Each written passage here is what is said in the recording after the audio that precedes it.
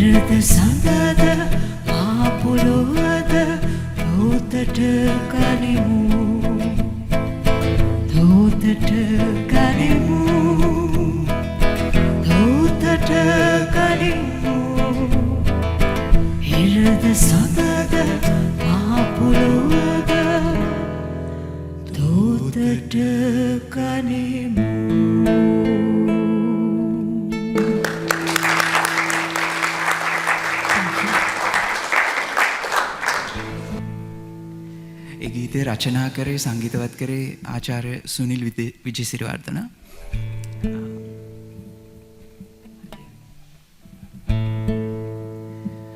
අපි ඊළඟට ගායනා කරන ගීතය හරිත යෙහෙලි.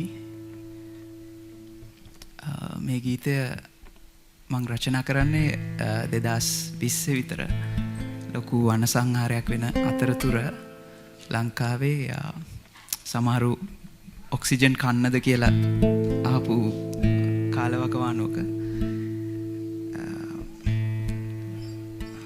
අපි කියන්න හදන්නේ මේ විනාශය කරන මිනිස්සු දන්නේ නැහැ මේකේ ඵල විපාක.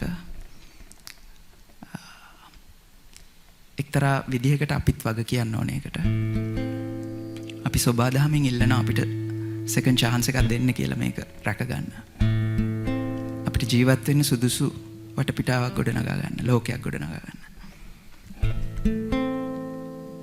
හරිත යෙහෙලි. සෝබාදහමට ආදරෙන්.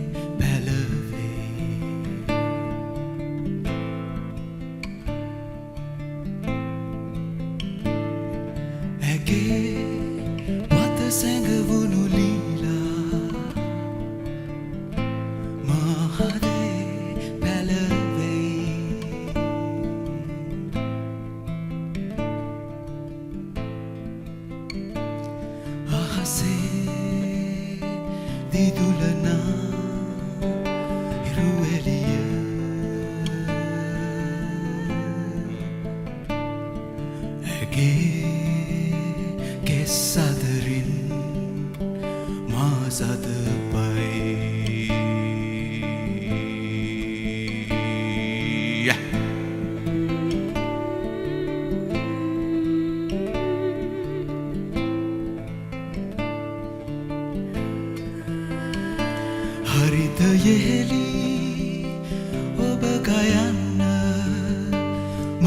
ආසන්නම් නෙත්වසා හරිතයෙහෙලි කමා කරන්න උන් නොදනී ඔබ නැති ලොව සොහොන් බිමක් බව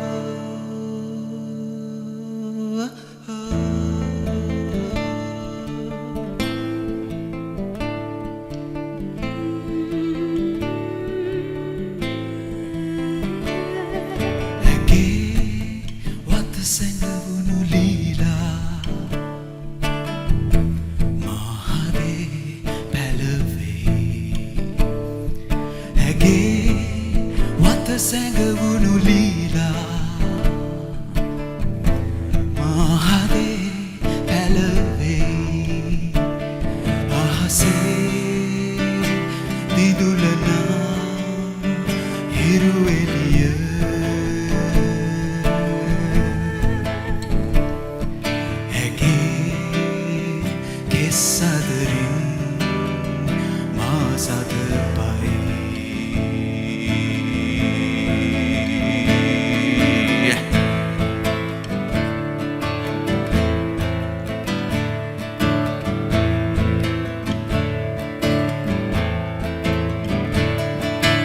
ඔබගේ ආශ්වාසයක් තනවැසී අයාලේ යන මිනිසුන් වසනා බිමකි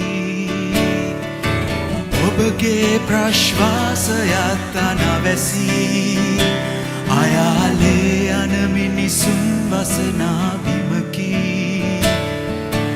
එමිනිසුන්ට හුස්ම දුන්නු යෙහෙලි හරිත යෙහෙලි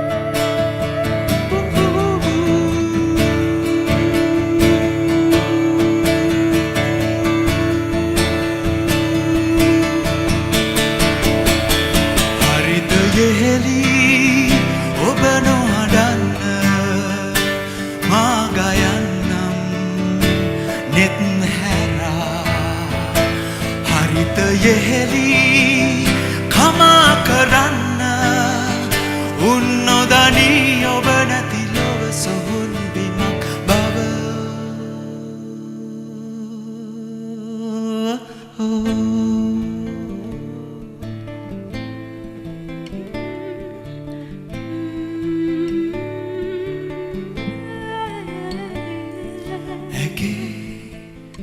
සැඟවුණු ලීලා මහදේ පැලවේ ඇගේ වත සැඟවුණු ලීලා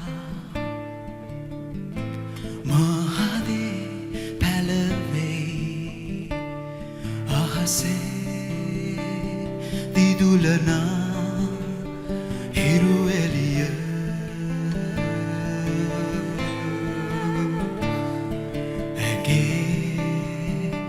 සදරින් මා සදපයි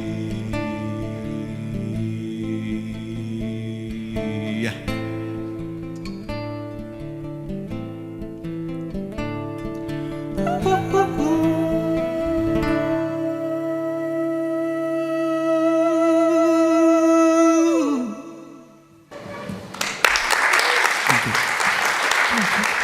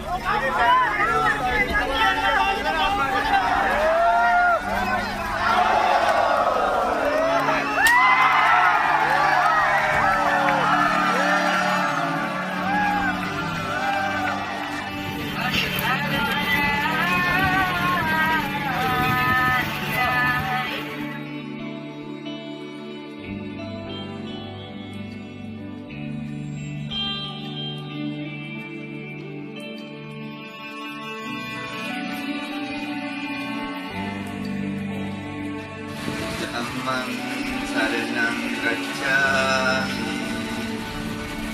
சுமையை வழியும் அற்றுப்போக வரலாறு காலங்களை கடந்து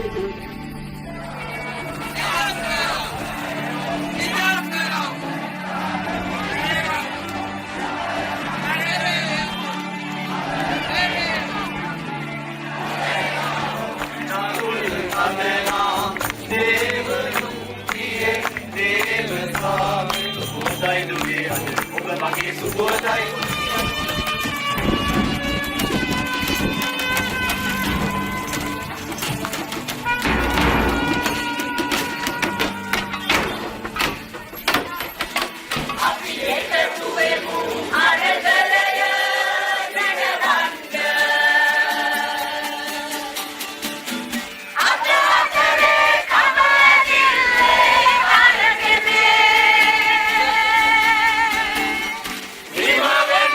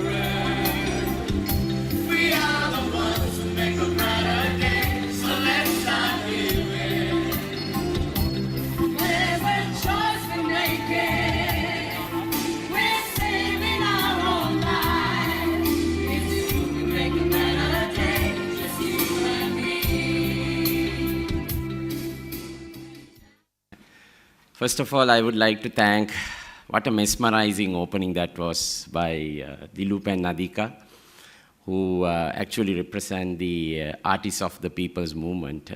What a beautiful opening that was. Good morning, everyone. Thank you very much, my dear friends, for coming here today.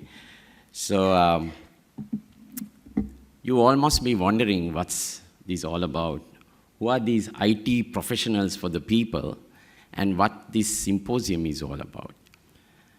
Let me give a bit of a background how this all came about. It all started, for me it all started back in March. I started thinking about so many things that was happening around us. And it was on 4th of April, to be precise, that I took a conscious decision that I will stand in solidarity with people of Sri Lanka, where I ended up joining many other Sri Lankans at Independence Square in a protest that was organized. Now at that event, I met other like-minded friends from the IT industry. Then we got together and thought, we have so many things going around us. We, as the IT professionals, needs to come together and stand in solidarity with people of this country. Now let me tell you, I took this decision, I was having a major struggle in my life. Actually, I'm a well-off person. I will confess, I have no such financial issues or any other struggles. I can easily migrate. I'm running a global business, so I can easily migrate and operate from elsewhere and live a very lavish life, to be honest. But I was in this country for all my life. I started a company when I was just 19 years old in 1995. When everybody was leaving the country during the Civil War, I decided to stay and build a company, which is a global company today. So I'm always consciously awakened about a surrounding in Sri Lanka. So that led me to take this stand, and I'm glad there were other like-minded friends who came together, and we decided to have a protest as IT industry professionals protest, which we had our first protest on 8th of April, to be precise, at the Liberty Junction, with an overwhelming participation, which we were pleasantly surprised. Now, this is all before all these things unveiled. I mean, the Gota Gogama and everything started happening. So after that, we had our second protest on 29th of April. That was in front of Bandaranayake statue at Goldface, and we even did a protest march from there to Presidential Secretariat with a massive participation, with an overwhelming support from the industry professionals. So since then, we as a group, time to time, participated in number of pocket events, number of other protests, issued some statements when there is grave injustice was happening in the country. And as you all know, you know what happened on July 9th. The pivotal moment of the people's Aragale was reached, where the incumbent president has to resign. We all know that moment. And frankly, I thought we made a major victory. And within few weeks, we realized we are back to square one. The same people who brought this country to bankruptcy and destruction nicely got together and managed to show what they are capable of. And honestly, I was really disturbed personally. I never expected, because everybody's aspiration was to see an all-party government, which would have, we hope, they listen to people's aspirations, people's voice, which was very loud and clear for almost 4 or 5 months. But they just completely ignored that, and they did what they want. And yesterday I was talking to Peter about that. Peter said that it's because, Harsha, you had high expectation. Of course I had high expectation. because I don't want to see people suffer. Innocent people suffer, because if this go on with people protesting and all these things coming, it will lead to more chaos and it's more suffering for people, right? That's what I felt. Then I also realized this whole thing is not a sprint. It's going to be a long marathon. And I was talking to someone, I think he's not here today, Moon the other day, and he was telling Harshad, I don't think this generation can change this. It will take a couple of generations to turn around things. So when we as a group, the Save Sri Lanka IT Professionals Group, we were started thinking, what's next? How are we going to approach this marathon? So then we decided, rather than just doing things, let's have a brainstorming session. So 12 of us who had similar concerns got together and did a couple of workshops. And in these workshops, we came up with so many of our ideas, what we aspire to, what we want to, what's the system change meant for each one of us.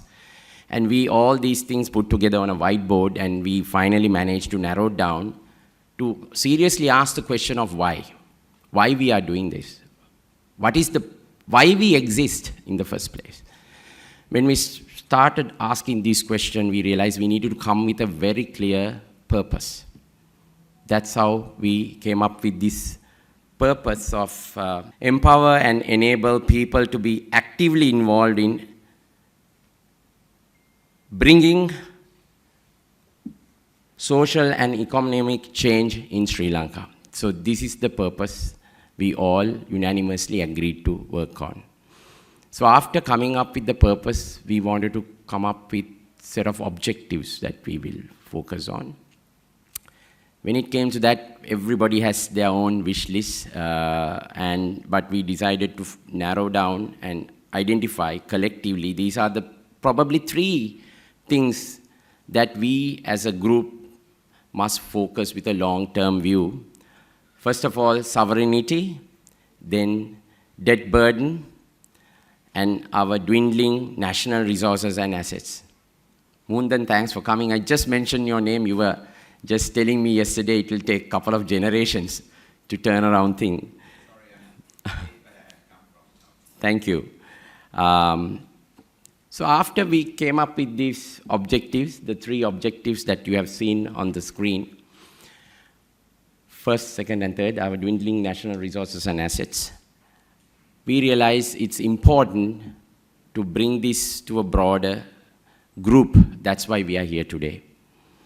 So within the next 1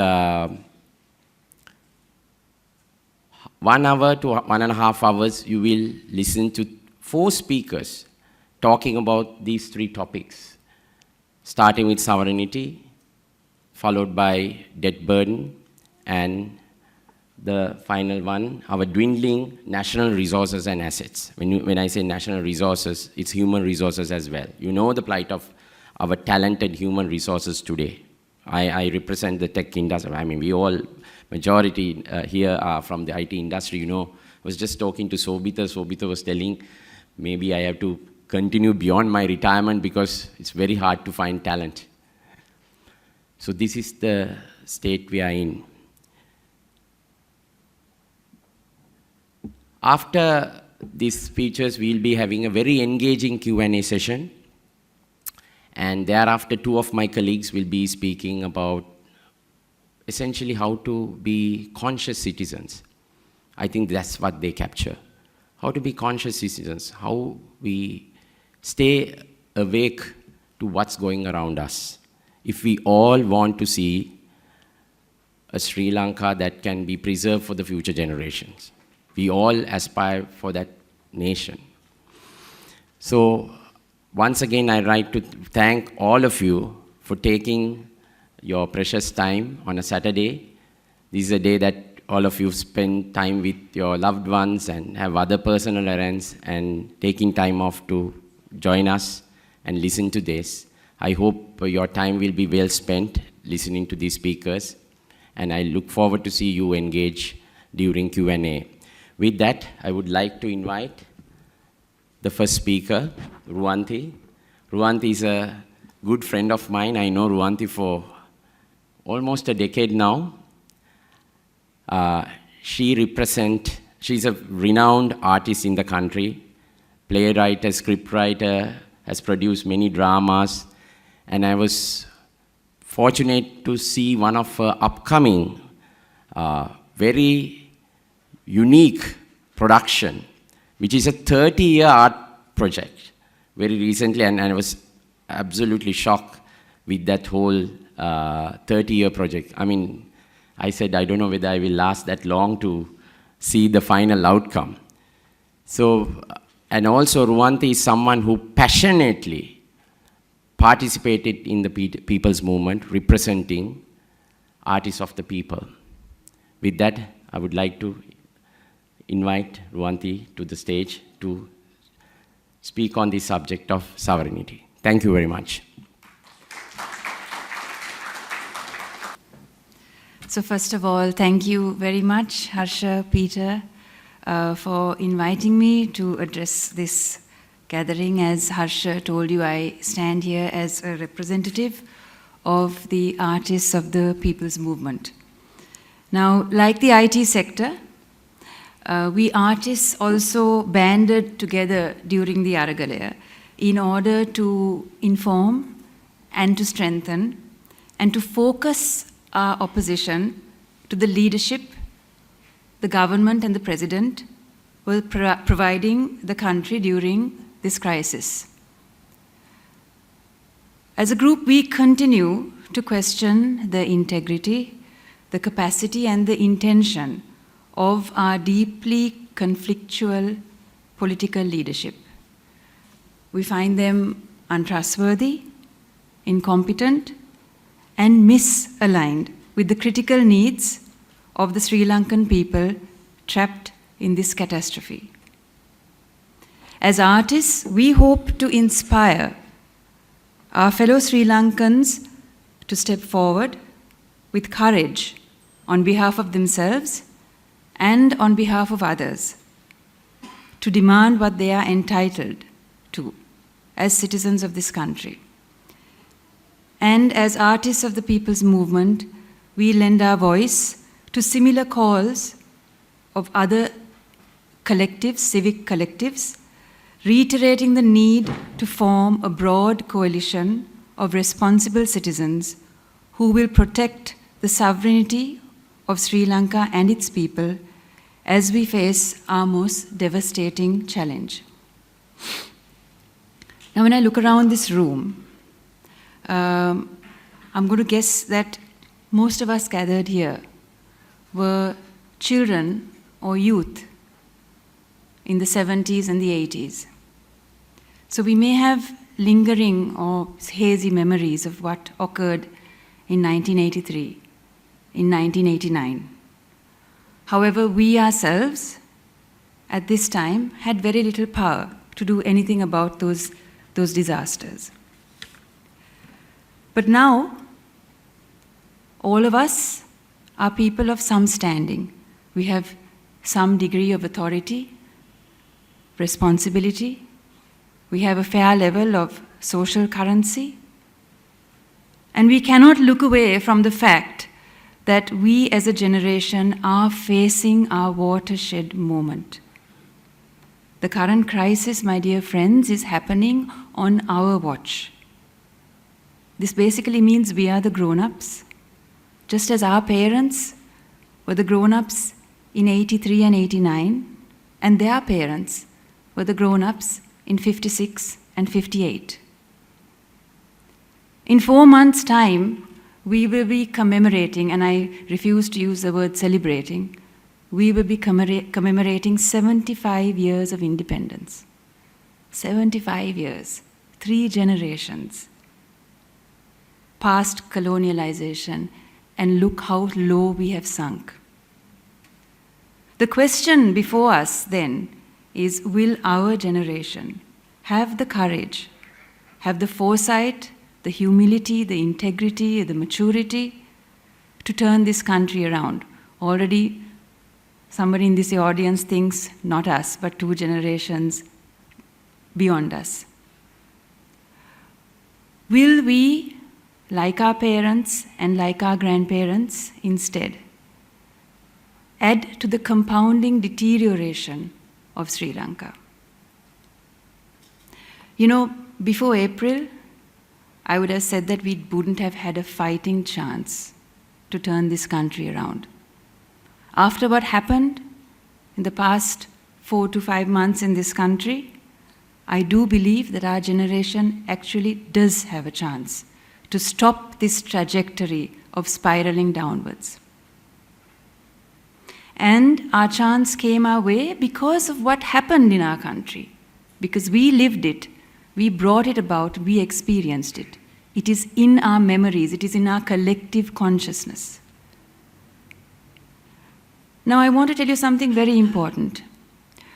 We should never underestimate, we should never forget, and we should not allow Sri Lankans to be robbed of the memory of what the Aragalaya actually achieved. It was a miracle, and we Sri Lankans here, we experienced that miracle. This organic, peaceful people's uprising, now known the world over simply as Aragalaya. In fact, one of our senior artists, Jerome De Silva, made this lovely point some months back. He said, maybe, Aragalaya will mean peaceful people's protest the world over in whatever language. Imagine if Aragalaya enters all the dictionaries of every language simply to denote a triumphant people's, peaceful people's protest, because that is what we experienced here. And in a way, that is our gift to the world, because we proved that it is possible. What made the Aragalaya truly a miracle was that it began and it was sustained at a time when the people of this country were broken. We were broken by hardship and misery. So instead of succumbing to this misery, instead of reacting violently to the corruption that brought about this misery, instead of fighting with each other, we chose instead to converge. And converge in such a remarkable manner that our very coming together created an alternative reality, which formed not just our resistance, but it also formed our imagined and our proposed solution. Now, what do I mean by this? What I mean is the real triumph of the Sri Lankan people's peaceful Aragalaya was that it not only rejected the diseased lifestyle that has been normalized within this country through decades of decayed political leadership, but it simultaneously replaced this lifestyle with an alternative reality, which provided the people of Sri Lanka with a vision of the country we citizens want to live in.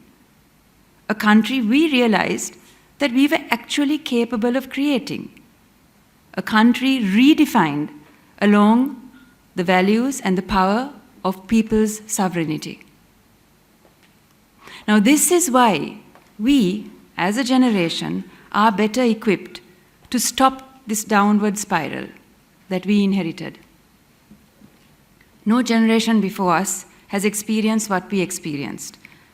No generation before us saw the real power that can be mustered when people uncompromisingly choose nonviolence, choose fair play, selflessness, love, and choose it over violence, dishonesty, ego, and hatred, which is what we've inherited through our political culture. Because of the Aragalaya, we now have a taste of what Sri Lanka can become if sovereignty of the people is really honored, as it should be.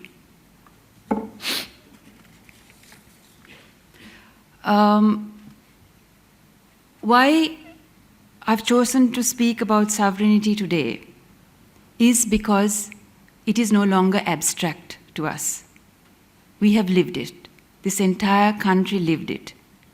And moving forward, we need to harness its principles again, to hold on to the sovereign dignity of this country and the sovereign dignity of each individual citizen. Because that is the only way we can face this crisis and not be destroyed by it. Now, it is no surprise that sovereignty actually does not come easily to our people. We were first ruled for centuries by kings. We were then ruled for centuries by colonizers. And after independence, the majority of our politicians have sought power, and when they achieve power, they have sought absolute power.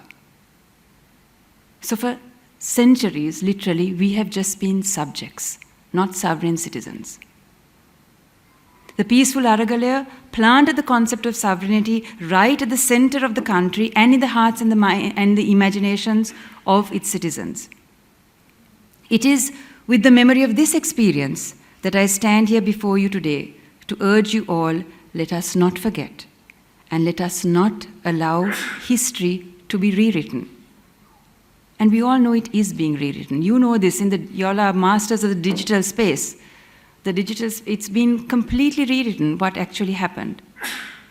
Right? Political players, along with their community of opportunists, are working hard to scourge the country of this value system and the memory of it. The reason for this is that people's sovereignty is a real threat to a corrupt political system. It holds no place for political unaccountability, for impunity, excessive power, secrecy, all of these things that are currently the hallmark of our political culture. So firstly, my request to you, my plea to you is, let us not forget.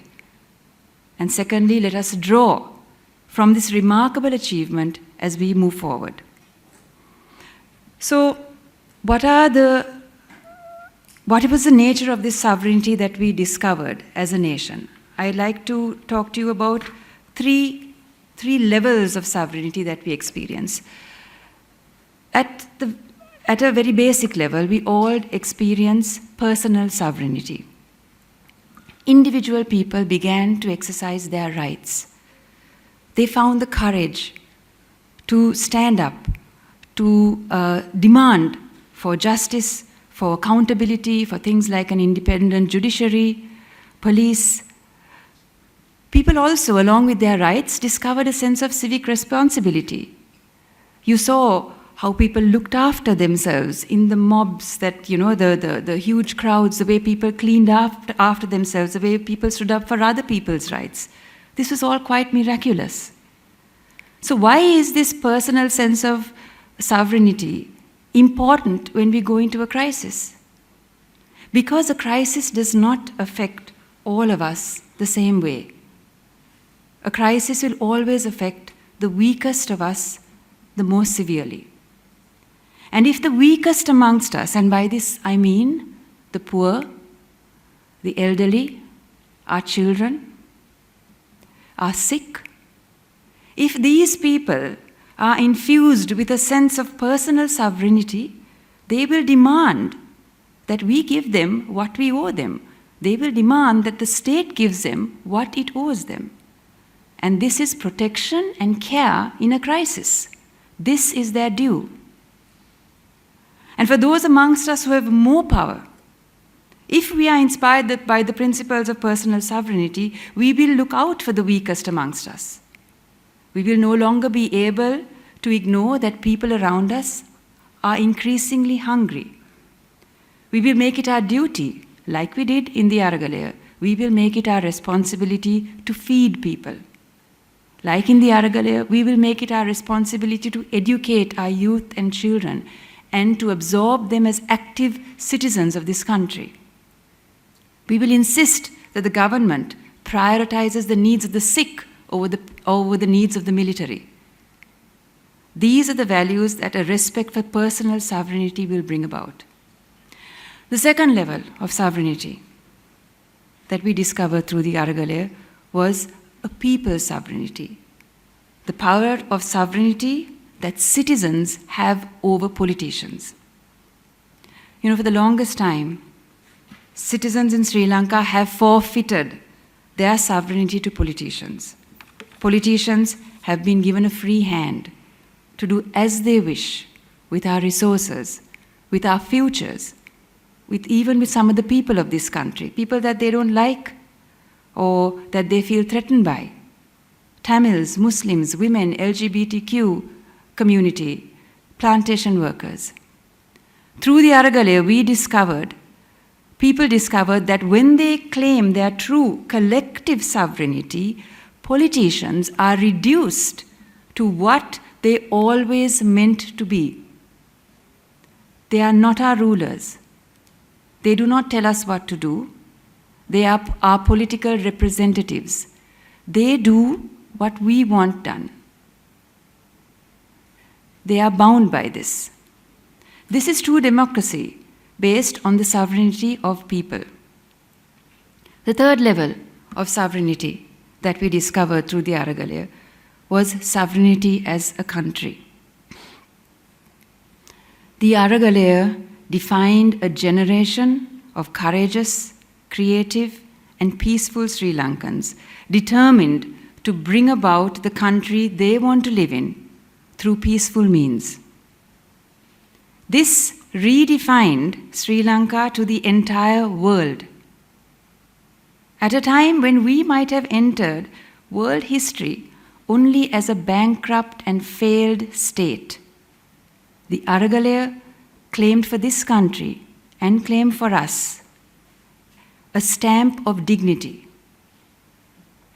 a righteous demand for justice through the sovereignty of a people's movement, and we will be remembered throughout the world's history for this achievement, not just being beggars and bankrupt. So how do we move forward then into this great unknown?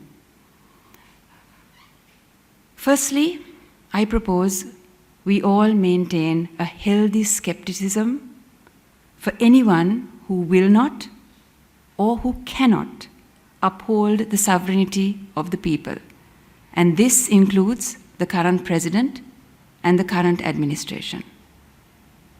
You know, I often wonder what our reality would have been today, as Harsha mentioned in his opening remarks, if after the Aragalaya we had inherited a government and a president who might have been able to harness the power and the values of that people's movement, rather than fight it and try to destroy it and divide people. Can you imagine how much stronger and how much better equipped we would have been as a nation to face this crisis? I want to end with a quote from one of my most treasured mentors, Irangani Serasinga, the most senior, most dignified, most peace-loving artist that I know. She's in her 90s right now. And she was a young woman during the JVP insurrections, even 71. And do you know how she described the JVP insurrections to me one day? She said, Ruanti, the young people of the country on one side and the old people of the country on the other side. What a tragedy. And yes, it is a tragedy. And is this how we want to go into this crisis? Young people on one side, old people on the other side, poor people on one side, rich people on the other side, politicians on one side, citizens on the other side? Is this really the way to face this catastrophe? As a divided country, fighting each other? Or do we choose to face this crisis confident of our sovereign strength and value? Each citizen secure in the belief that he or she is valued and respected and protected. And all of us together protecting the sovereignty of our country. It is this combination that will provide us with our best chance of recovery and possibly even a chance at transformation as we take up this challenge that is inevitably coming our way. Thank you very much for your patience. Thank you, Ruanti, for that eloquent rendition of sovereignty, which I think we have come to expect from you. So, ladies and gentlemen, we thought we'll hold you to the edge of your seat, so we changed the order in which we were going to present. I hope that's working. Good morning to all of you. I'm Mithila Mendes. I'm going to talk to you about a subject which I know very little about. Once upon a time, Theodore Roosevelt made this statement: the nation behaves well if it treats the natural resources as assets, which it must turn over to the next generation, increased and not impaired in value. How I wish our leaders had that fortitude. Well, I live in hope that the next generation will have that fortitude. So, talking about our resources, I mean, it's important to talk about how you build something. So, if you were to build even a commercial enterprise or a nation, it will rely on several key factors, amongst which access to resources and assets, human capital, and proximity to market are key. So what does Sri Lanka have? Well, we have 20 million people who I'm pretty sure are very trainable.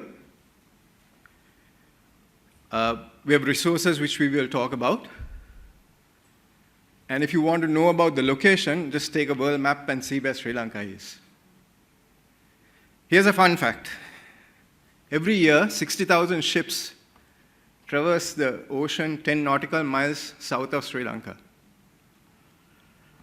We are, even today, the 24th busiest port in the Lloyd's Register. We used to be the 13th busiest port way back in 1980s. I don't know what happened for us to go down that scale. So on the subject of natural resources, let's look at how we classify them. So on the grouping on the left consists of natural ecosystem resources required to ensure that Sri Lanka continues to be a habitable and fertile land. These resources are given very little attention by the public, but have great consequences in the face of current climate changes and impending global water crisis. The discussion of the amazing biodiversity in Sri Lanka, the 30% forest cover, the abundant water supply per capita. By the way, that stands at 2,400 cubic meters per year per capita today, is of vital importance, and a detailed consideration is required. We will not delve deeper into these resources in today's discussion, but will be a matter of focus in our future action plans. The group on the right identifies key resources that have direct impact on the development actions taken by Sri Lanka, and we will focus on this in today's discussion. So let's move on to minerals.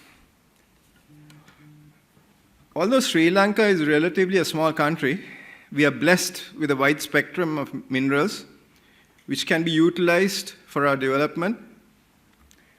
The key aspect to remember with minerals, it's a finite resource. So optimizing its extraction and sustainable use of it is of immense importance. Sri Lanka's mineral resources include graphite, ilmenite, rutile, zircon, quartz, feldspar, clay, kaolin, apatite, which is a phosphate rock, and rich industrial minerals including silica sand, garnet sand, mica, calcite, and dolomite. The graphite found in Sri Lanka has a purity level over 99%. And today, we sell about 300 to 400 tons of this mineral in its raw form at a rate of about $1,000 to $1,300 per ton. On the flip side, graphene, when it's derived from this mineral, which is used today in electronics, energy, biomedical, and a wide range of areas, fetches a price of about $150,000 of $150,000 to $175,000 US dollars per ton. The demand for graphene is expected to grow exponentially within the next few decades. I would like to raise a question of what is the loss of benefit to the country by not pushing the value add? Or is there a deal to sell the current assets in its current form for the benefit of a few?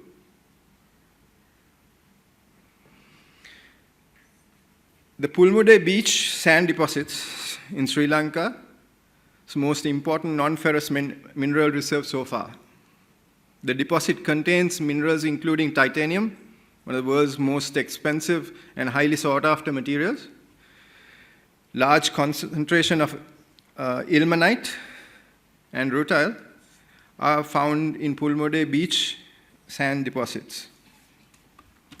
Several other coastal mineral sand deposits such as monazite, zircon, garnet, and ilmenite are found in different parts of the island. Is Sri Lanka gaining maximum potential through these resources?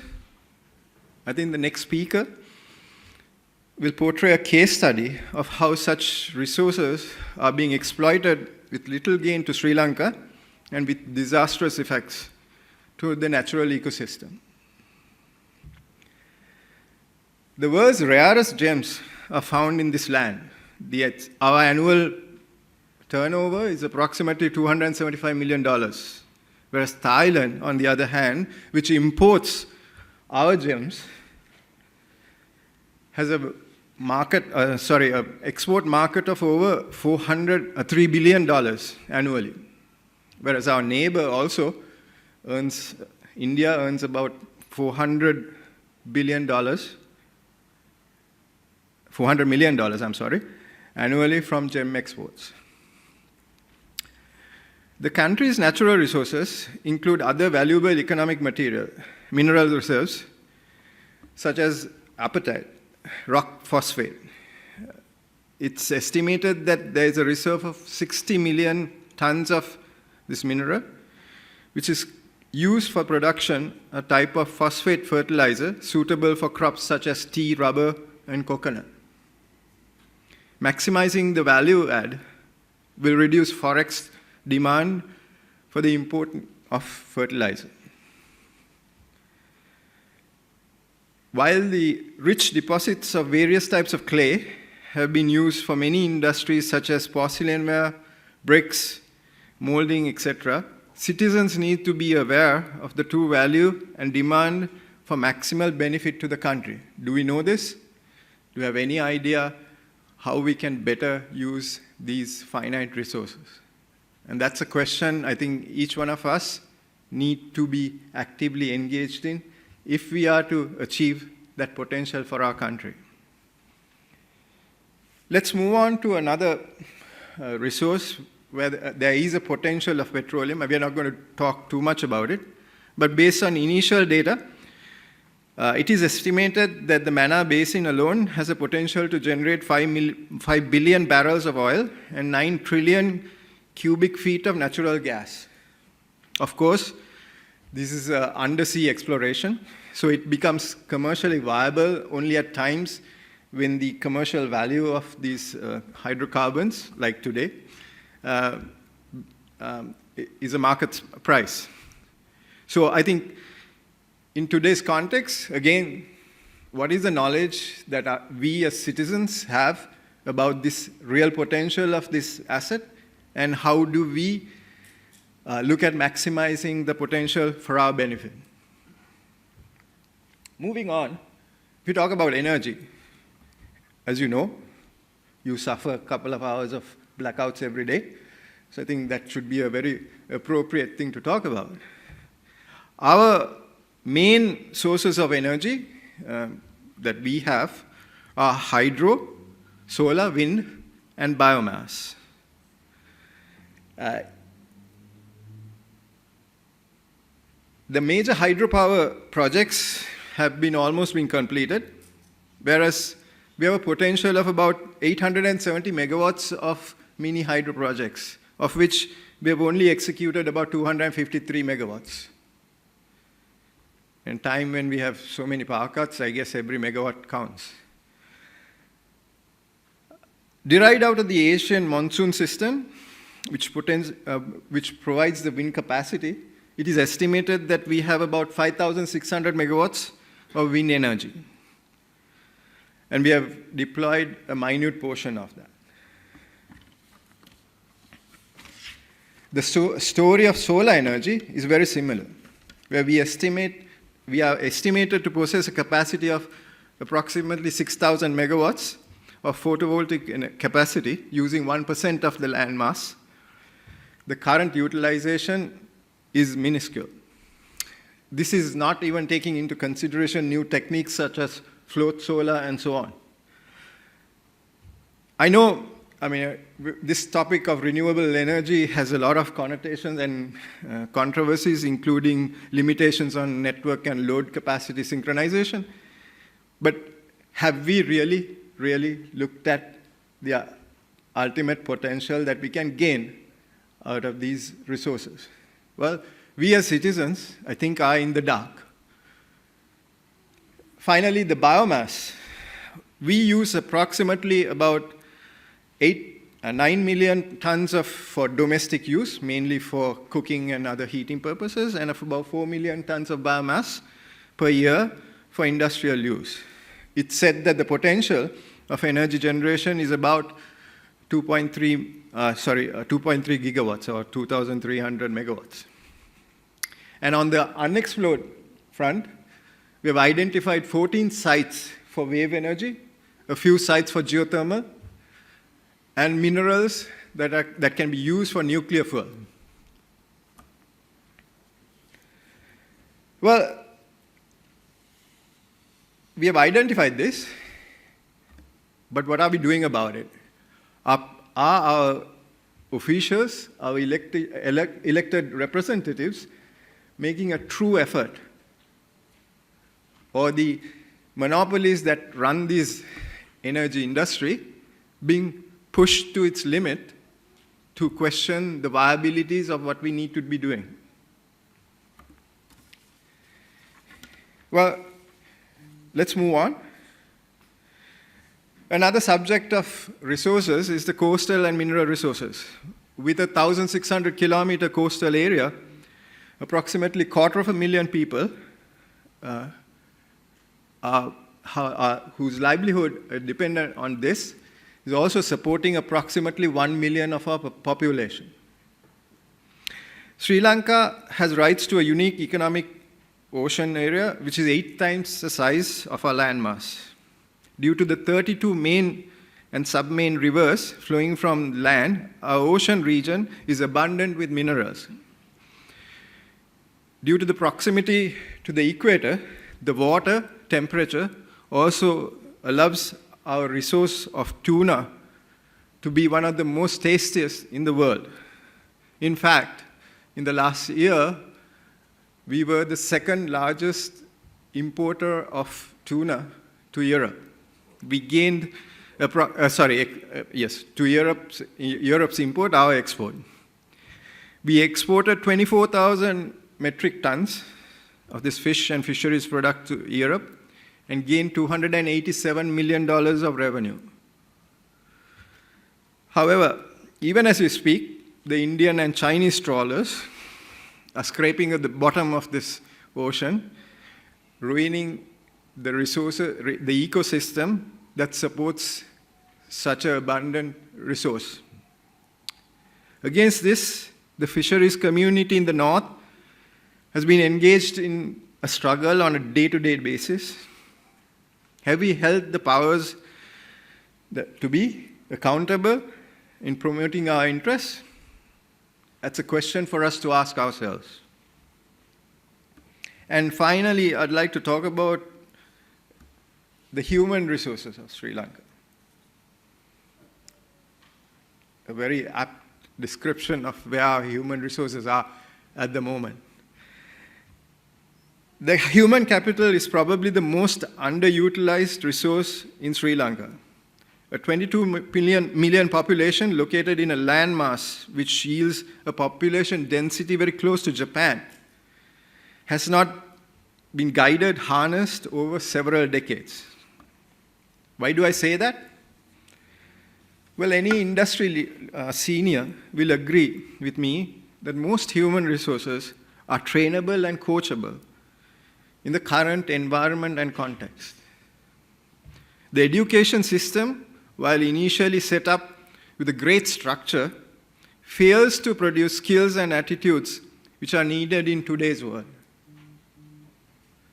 The brain drain has been a discussion point since I can remember, and that goes down several decades.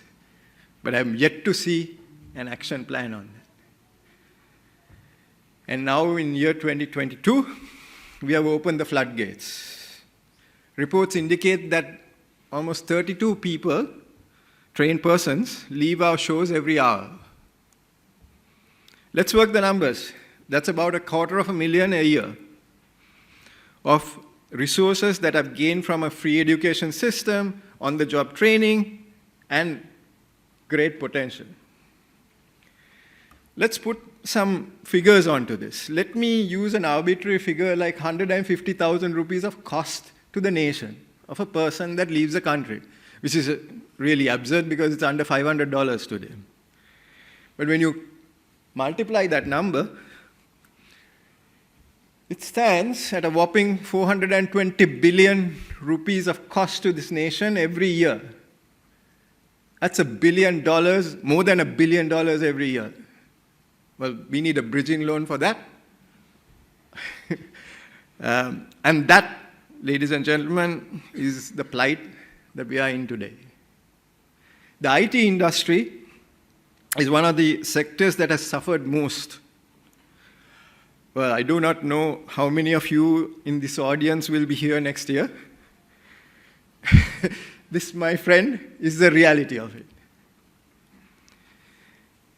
Aside from all of these resources, as you know, we have been very, very generous with the resources we have in our ports, airports, shipping ports, which we have been able to give away to other foreign entities at fire sale prices almost, without a proper evaluation and a very short-sighted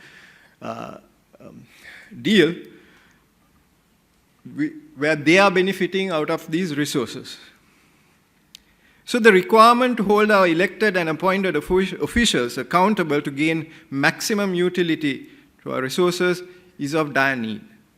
What I have presented here today is probably the tip of the iceberg. Ladies and gentlemen, as a first step, we need to define this iceberg. And in order to illustrate the mismanagement, the repercussions of a key asset, I would like to now invite Mr. Jeremy Lianage of Bridging Lanka, to talk about an asset that has been almost destroyed and a landmass probably that is going to vanish if we continue to do so. Thank you. Good morning, everyone. So I've been in Manna for the last 12 years. I left Sri Lanka when I was 9 years old because my parents could see the writing on the wall for Sri Lanka. I didn't want to go, but I was forced to go. I actually went and tried to find a family, and I found a family who would adopt me because I was very connected to this place. But, you know, as a 9-year-old, they don't have much power, so I was kind of yanked and taken to Australia. But I knew that I would come back. And so I've been back for 12 years now and living in Mannar. And I think Sri Lanka goes through one trauma after the other, and so does Mannar. It's interesting in terms of the resource talk that was just given, because we're affected by wind power, we're affected by human resources, and particularly mining. So since 2015, an Australian-based company, Titanium Sands Limited, has been carrying out secretive exploration.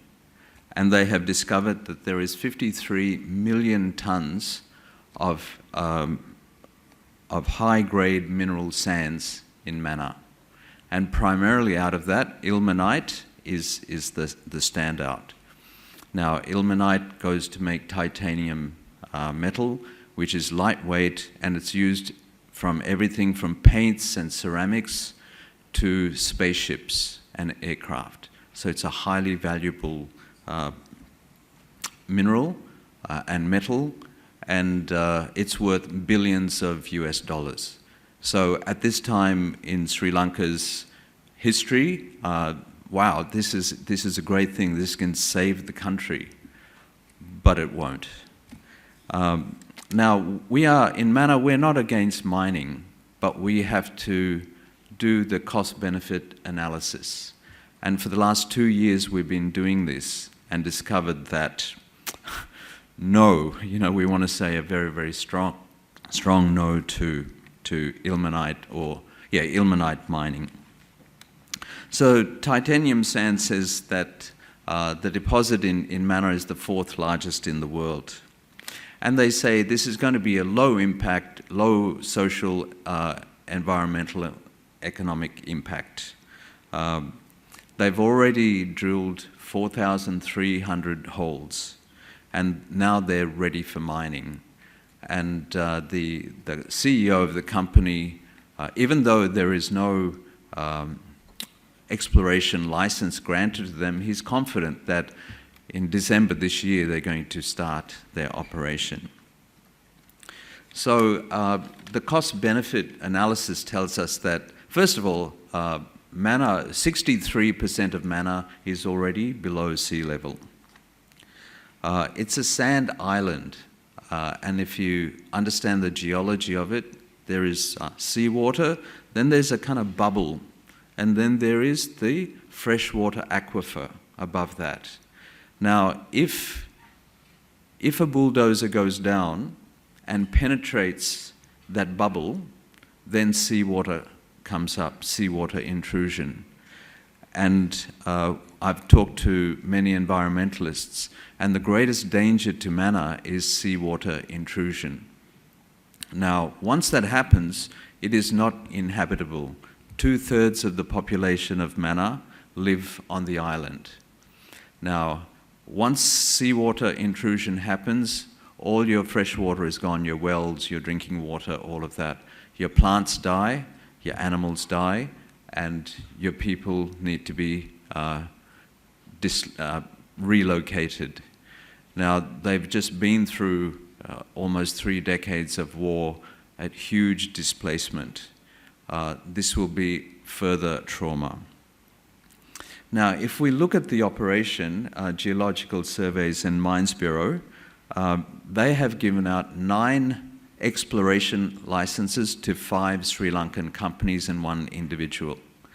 Now, what happened was 2 Mauritian companies bought these licenses, and Titanium Sands Limited, the Australian company, bought the Mauritian licenses. Now, but under GSMB, you are not permitted to transfer a license from one company to another. But on the Australian Stock Exchange, Titanium Sands Limited says, we've got the licenses, everything we're doing is legal. Also, the Mines and Minerals Act says that you cannot drill below the water table. Now, the water table in Mannar is fairly high, 1 to 3 meters. The exploration holes have gone down 12 meters, and they've discovered ilmenite sand even at a very deep level. So this is also illegal. Now, the Coastal Conservation Act says that if anything is detrimental to the environment and the coastal environment, they will not agree to any mining license. TSL, Titanium Sands Limited, just changes its plans just to fit with what is acceptable and not. Now, they have earmarked 93% of Mannar Island for mining, and this is going to be more than a 50-year project. Can you imagine what's going to happen to Mannar? You know, Mannar is a birding capital of Sri Lanka. Over 400 species of birds come there. Many of them are migratory birds from Australia or Russia. So this is very significant. Its deer and its wild boar population will be wiped out. Its old growth Palmyra forest will be gone. Tourism, which was picking up quite nicely, will be decimated as well. So Titanium Sand says they're not going to mine near the coastal areas. But these are just deceptions, because if they've earmarked 93% of the island, this will go ahead. Now, one of the real eye-openers for us was going to Pulmore. And we spoke to people at many different levels, and it is a disaster, because nothing grows. Where they have mined, nothing grows. Because once they mine, they take the sand, they extract all the goodness, all the minerals are gone from it. And when they put the sand back, it is not compacted. So your agriculture is gone, your trees and forests are gone. Any protests that have occurred there, people have been, just like has happened in Colombo, they've been identified, arrested, and you know, the incessant going to court to defend themselves. We in Mannar are really against mining, because we know this is the destruction of this very fragile area of Sri Lanka. It is also really, really historic. Before Anuradhapura was Mannar. Now the excavations and the archaeological digs have really not happened in Mannar. It has a huge history, which will also be lost. So we are trying to protest, but we know there are very, very powerful people behind, because this company is supremely confident that this is going to go ahead. Now, I'm here today because we need all the support we can on many different levels. The people, we've held protests in Mannar, and just a couple of weeks ago, we've got about 1,000 people. This is not enough. We need 5,000 to 10,000 people. But the main coverage we get is from the Tamil press, and the Tamil press doesn't permeate Colombo and Kandy and those other areas. So we need the support of Colombo, particularly, and the people here and your good selves, who know and understand what we are fighting on many different levels to help us out. So that's a little bit about the sand mining. Because wind power was talked about, I just briefly want to talk about wind power.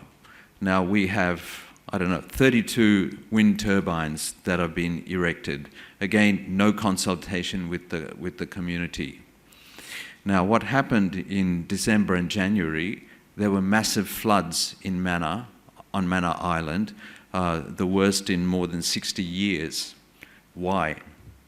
Because there was a road built connecting all of these wind turbines, and there were 14 natural channels for the water from the land to go to the sea. Now, many of these natural channels have been blocked by the road. So there was massive flooding. Thousands of families were left destitute, houses flooded, all their agriculture gone. But no one ever talks about those kind of unintended consequences of natural resources.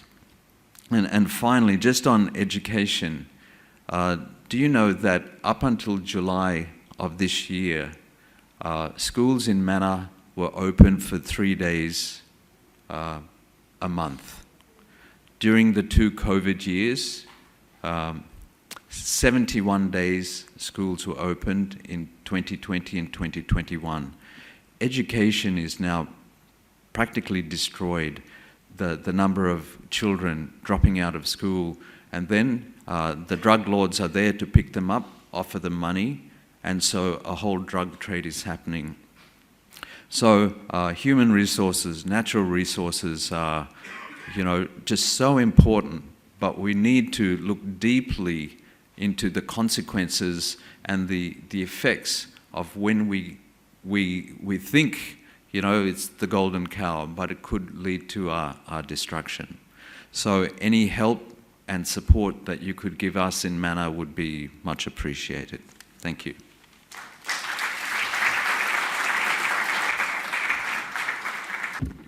Thank you very much, Jeremy. That was very great eye-opener for us to understand what's going on in a part of the country. So my topic is about debt. And I want to say upfront, this is not Peter D. Almeida's opinion. I'm not an economist. My knowledge of economy is only as a citizen. But I have taken extracts from 3 interesting discussions that I followed online and otherwise.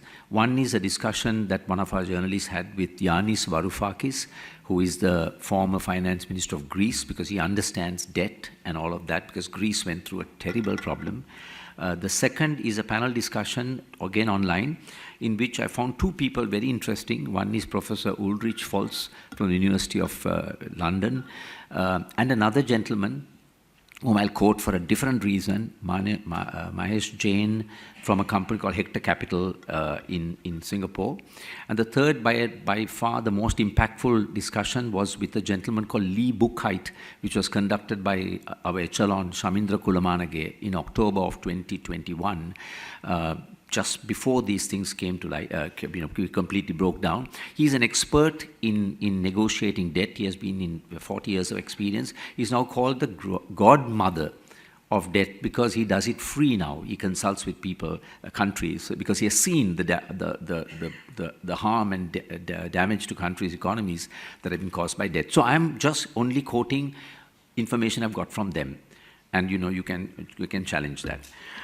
So to start with, they all say, Professor Ulrich and Lee Buchheit say, you don't want to be in the situation that you are today in Sri Lanka. No country wants ever to be bankrupt. You understand that, no? A company doesn't want to be bankrupt. So he says, you are in a very bad place. You should not be here. So that's the problem. We start there. It's a crisis that we don't want to be in. So that's the first thing to understand. We've been brought into this. Secondly, when they ask them, how should you get out of it? Who bears the pain? Without any batting an eyelid, Lee Buchheit said both equally. Because he says, and that's the point, any debt is serviceable. Any debt is serviceable if you are willing to pay the price. And he jokingly says, if they sell the Acropolis in Greece to BlackRock, then you raise money. So if you sell the Dalada Maligava and the Sigiri and all that, it's all sustainable. So that's the question to ask ourselves. And then he goes on to explain, Lee Buchheit says, our problem is this. We have 4 types of creditors we have borrowed money from. One is the international sovereign bond, which is commercial, private entities. We don't know who the actual owners of the bond are because they're bought by companies like BlackRock and them, so that's private. Those are commercial debt. The second is a group called the OECD countries, which is the Paris Club. Largely our creditor from that club is Japan. So that's another type of debt. Third is this thing called bilateral, which is Sri Lanka, Japan, Sri Lanka, China, Sri Lanka, India. Some of that debt is not actually government debt because there are things like Exim Bank, they are owned by the Chinese government, but they are commercial debt, which means they are borrowed at very high interest rates, a short period of repayment, right? Then you get the World Bank and IMF and all that. He says, let's park them for a while, ADB and all that, because those debt we can renegotiate. They're very low interest, long payment term. So don't worry about it for the time being, says Lee Buchheit.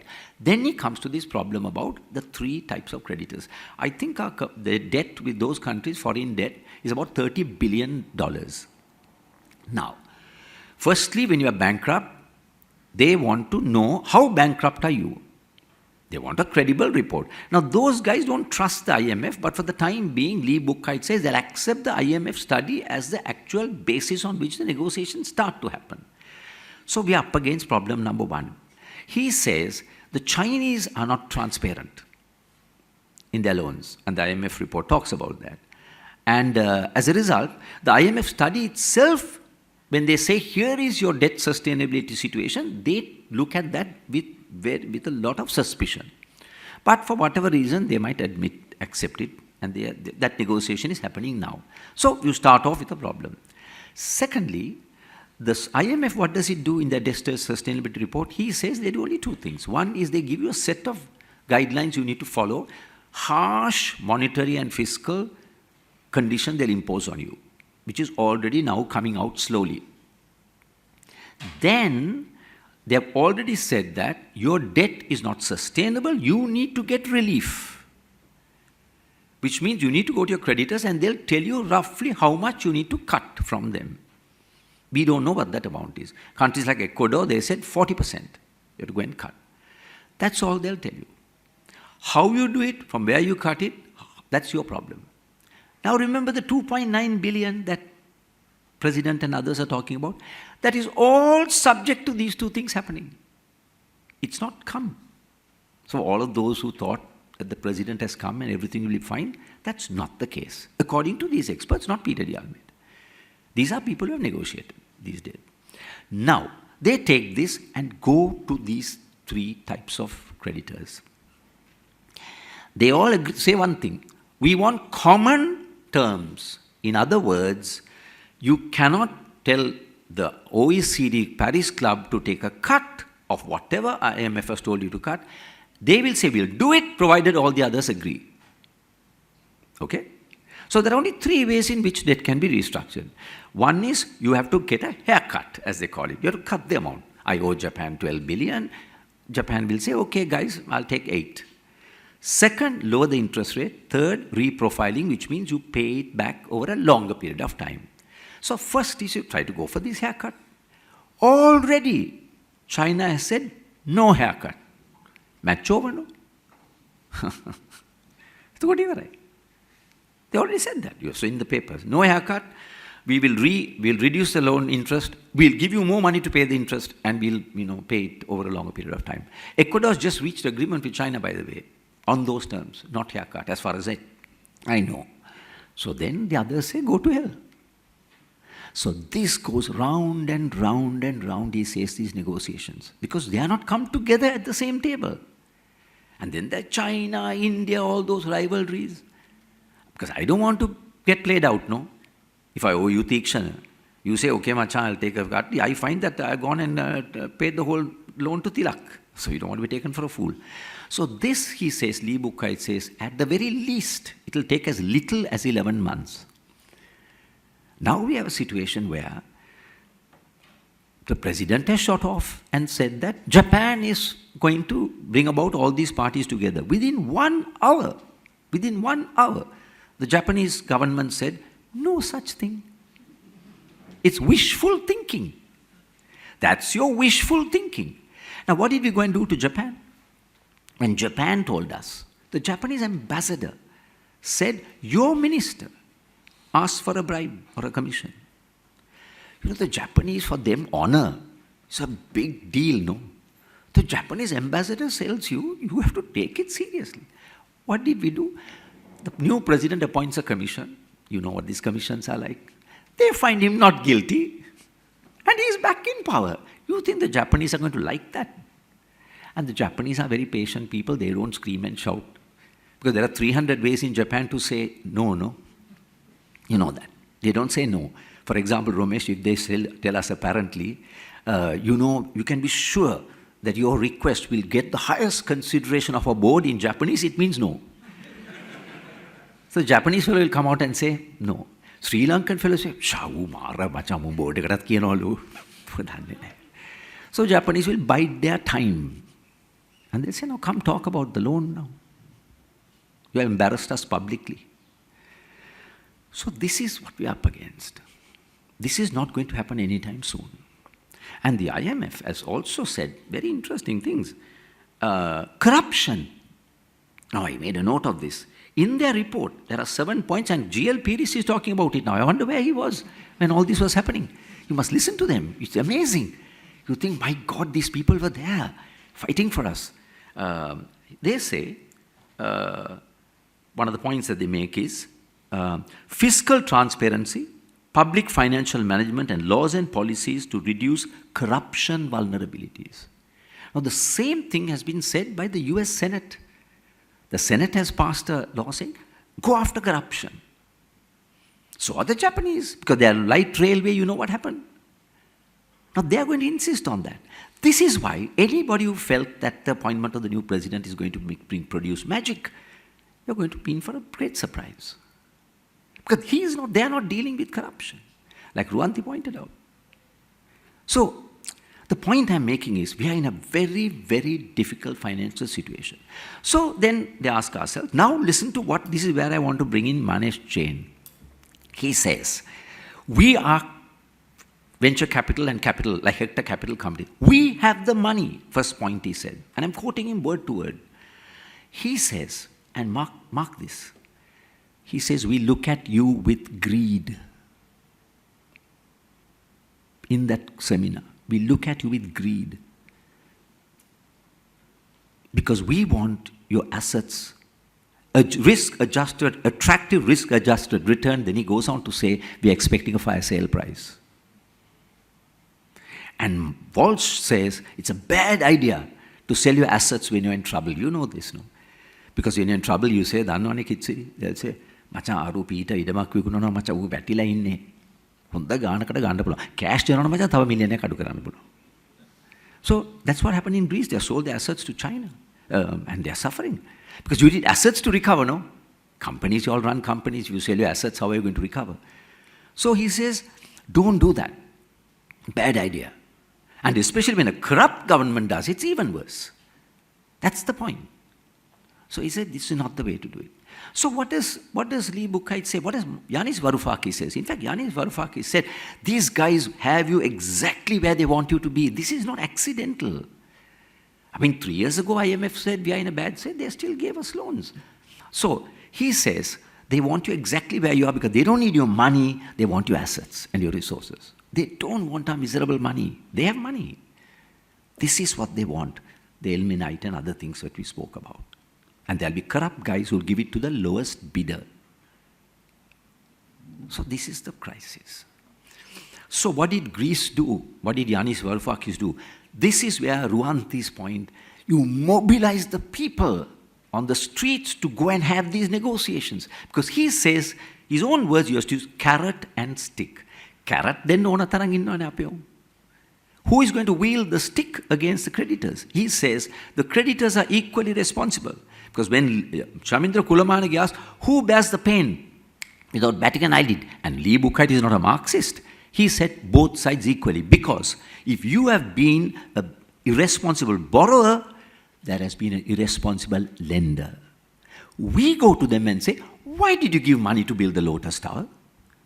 I'm sorry, we can't pay it. And there are millions of our people on the streets. As we saw in the protest, I represent them. Now, when you have a government that's not representative of the people, that has crushed the people, then how do you go to negotiate? Even when we go for a strike negotiation, we go with some strength, no? So there is not that. So that's what happened in Greece. They had a referendum. 62% rejected the IMF terms. And the IMF agreed with Yanis Varoufakis because he came up with a formula. For the first time, he said, you help to grow GDP. As much as we grow the GDP, proportionately higher amount we'll pay in debt. The IMF agreed. The IMF agreed. But the Dutch and German banks said no. This is what will happen. Our creditors will say, we can't accept that. So you see, we're in a problem. Now, the problem is compounded if it comes to local banks. If the local banks, some of the local banks own foreign debt, right? Remember that.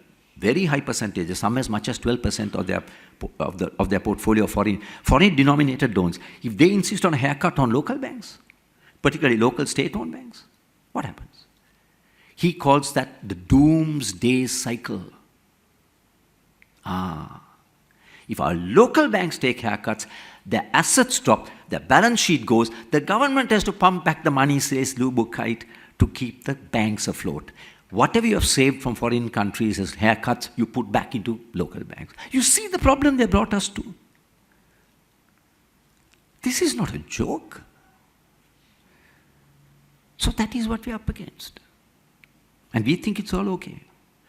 So I just want you to think about this. My time is up.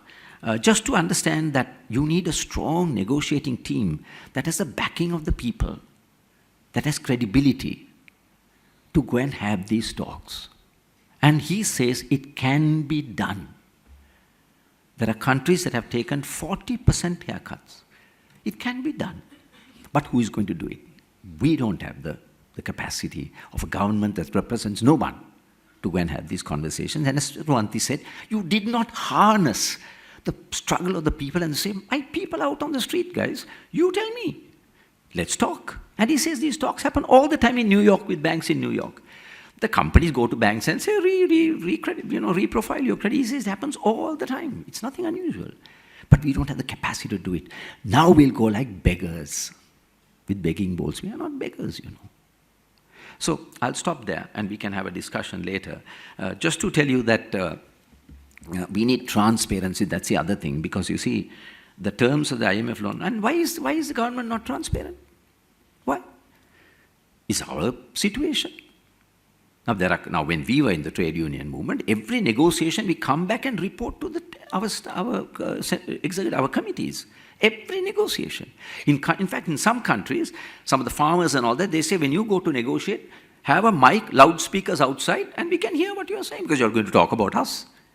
Now they are not talking about. Why is that? Why are you not transparent? That's some other thing you're going to insist. Transparency, let us know what you're talking about so that we can be a part of trying to understand how and get expertise from people like this. They will come and see how can we come back with the resources and things that we have. We have a way of pulling ourselves back. So let's see how we can intervene on an important matter like this without being indifferent to it. Thank you. So I think everybody probably enjoyed a really good sessions by our speakers. So it's time for a round of Q&A. So shall we get our panel in here? Peter, Harsha, Mithila, Ruanti, shall we? I mean, yeah. So the questions, please make it maximum 1 minute. I mean, it's all. I mean, we all know that everybody has our opinions, but let's try to get as many individuals as possible involved. So floor is open. Do we have the mics? Yeah, somebody. Yep. Even comments are okay, even questions. Yeah. I mean, exactly. You can comment your opinions. The questions. Please feel free. Yeah, there you go. Mic. We'll use this. Yeah, We can use this.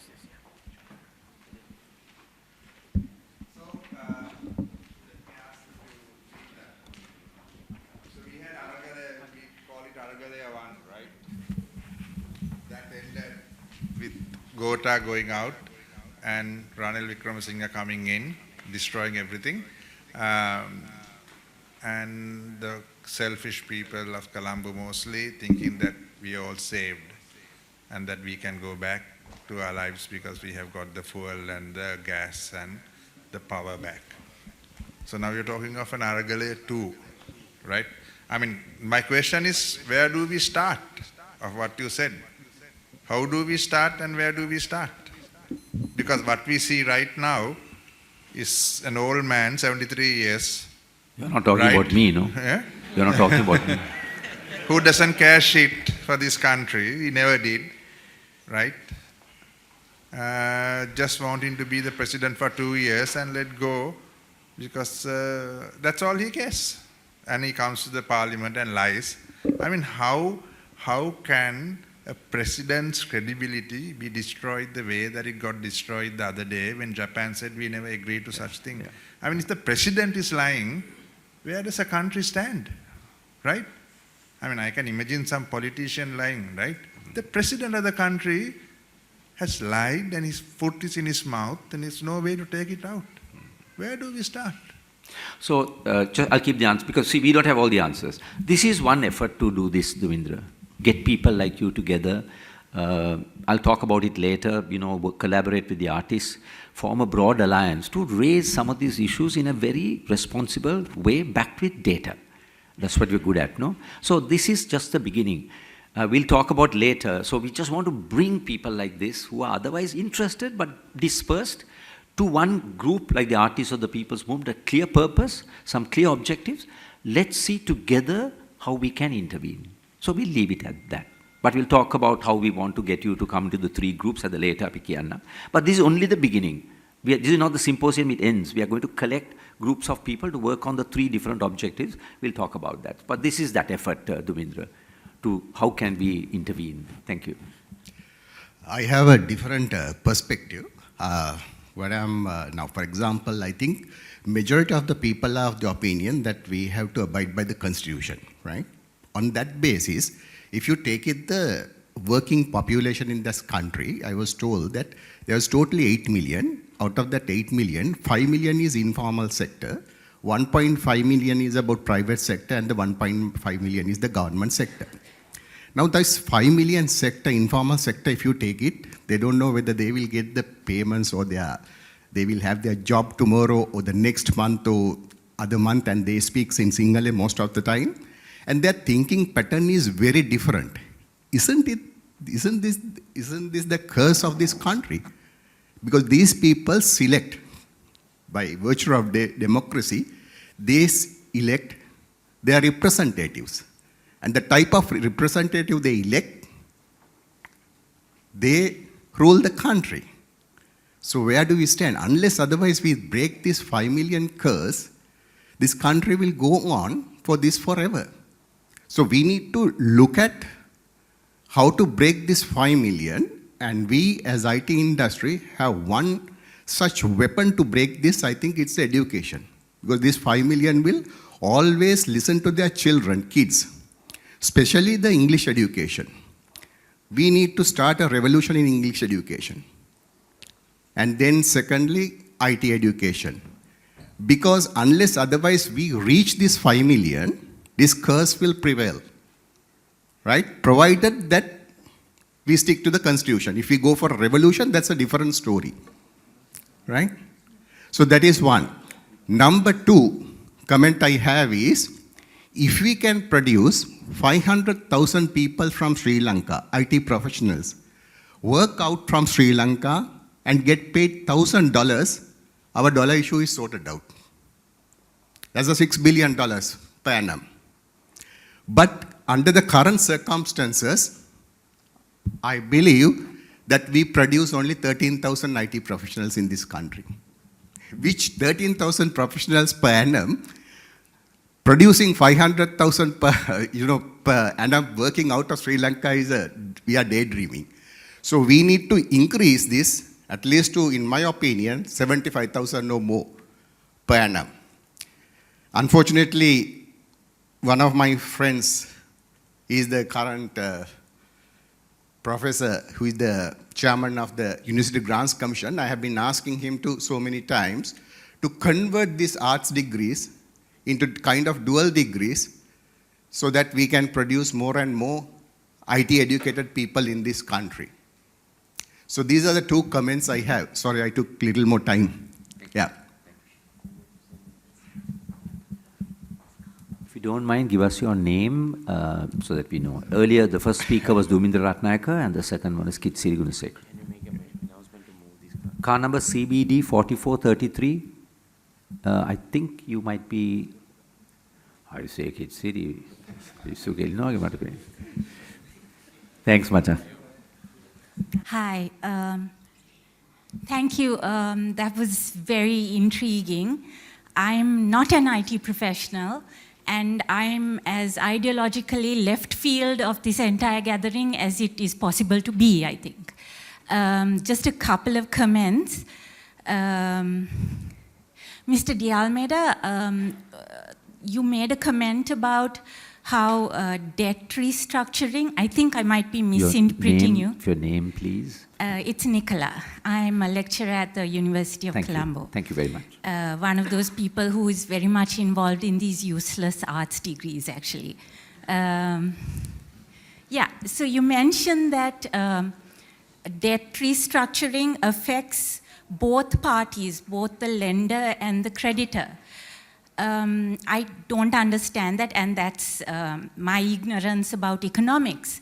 But what I see is the way that the solutions are being implemented in this country as a result of the debt restructuring that is in process right now, is that it's the working classes and people who are most impoverished in this country, who are the majority, who are being further impoverished. And we see that in the increases that have been made towards in utilities, in the prices of utilities. Those changes are going to be affecting the majority of the poor in this country. The second thing that my arm shot up when this gentleman made this comment about converting arts degrees into dual degrees, presumably combined with STEM, which is more, I don't know, market-friendly, whatever. We talk about, you may want to, we may want to talk about the Aragaleo also as porotum, because it's a little Sinhala-centric, and we kind of betray the diversity that was represented in the movement. And that diversity, I think, is also represented by this group. What you have here is a very high income bracket, IT professionals, but you also had farmers who have been driven into debt, whose livelihoods have been destroyed. You had university students, the majority, I would like to tell you, from those despised arts faculties. You see, I very much have a chip on my shoulder in this room now. Okay, we talk about how do we build a democratic society. Ms. Dichkera spoke about the kind of values that we want, the kind of nation that we want. Okay, education is not just about vocational skills, about marketable skills. It's about building conscientious citizens. For instance, conscientious citizens who pay direct taxes on their incomes, so that those taxes, rather than going into corrupt politicians' pockets, can go towards social services, like education, like public health. So that is where your,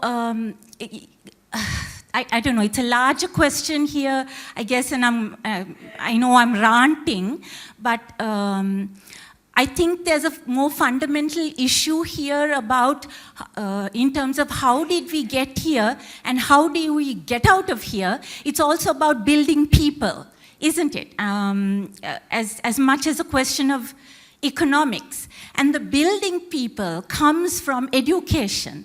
So there we have to fundamentally ask, what are we teaching? Where are the social values that we are teaching? Where does that education come from? So let's not commoditize everything. Yeah. There is also one of my colleagues, Dr. Ahilan Kadirgama, speaks very strongly about advocates for a wealth tax as a way of addressing some of the economic difficulties that we are in. based on rather than the majority of the poor in this country, being driven into further impoverishment, into starvation by raising utilities bills and so on, and cutting them off from access to utilities and whatever other demands that the IMF will make as part of debt restructuring. He talks about a wealth tax, where we look at a more adequate, a more equal, a more fair distribution of the tax burden. So, yeah, I'm very left field ideologically, as contrary as it's possible to be.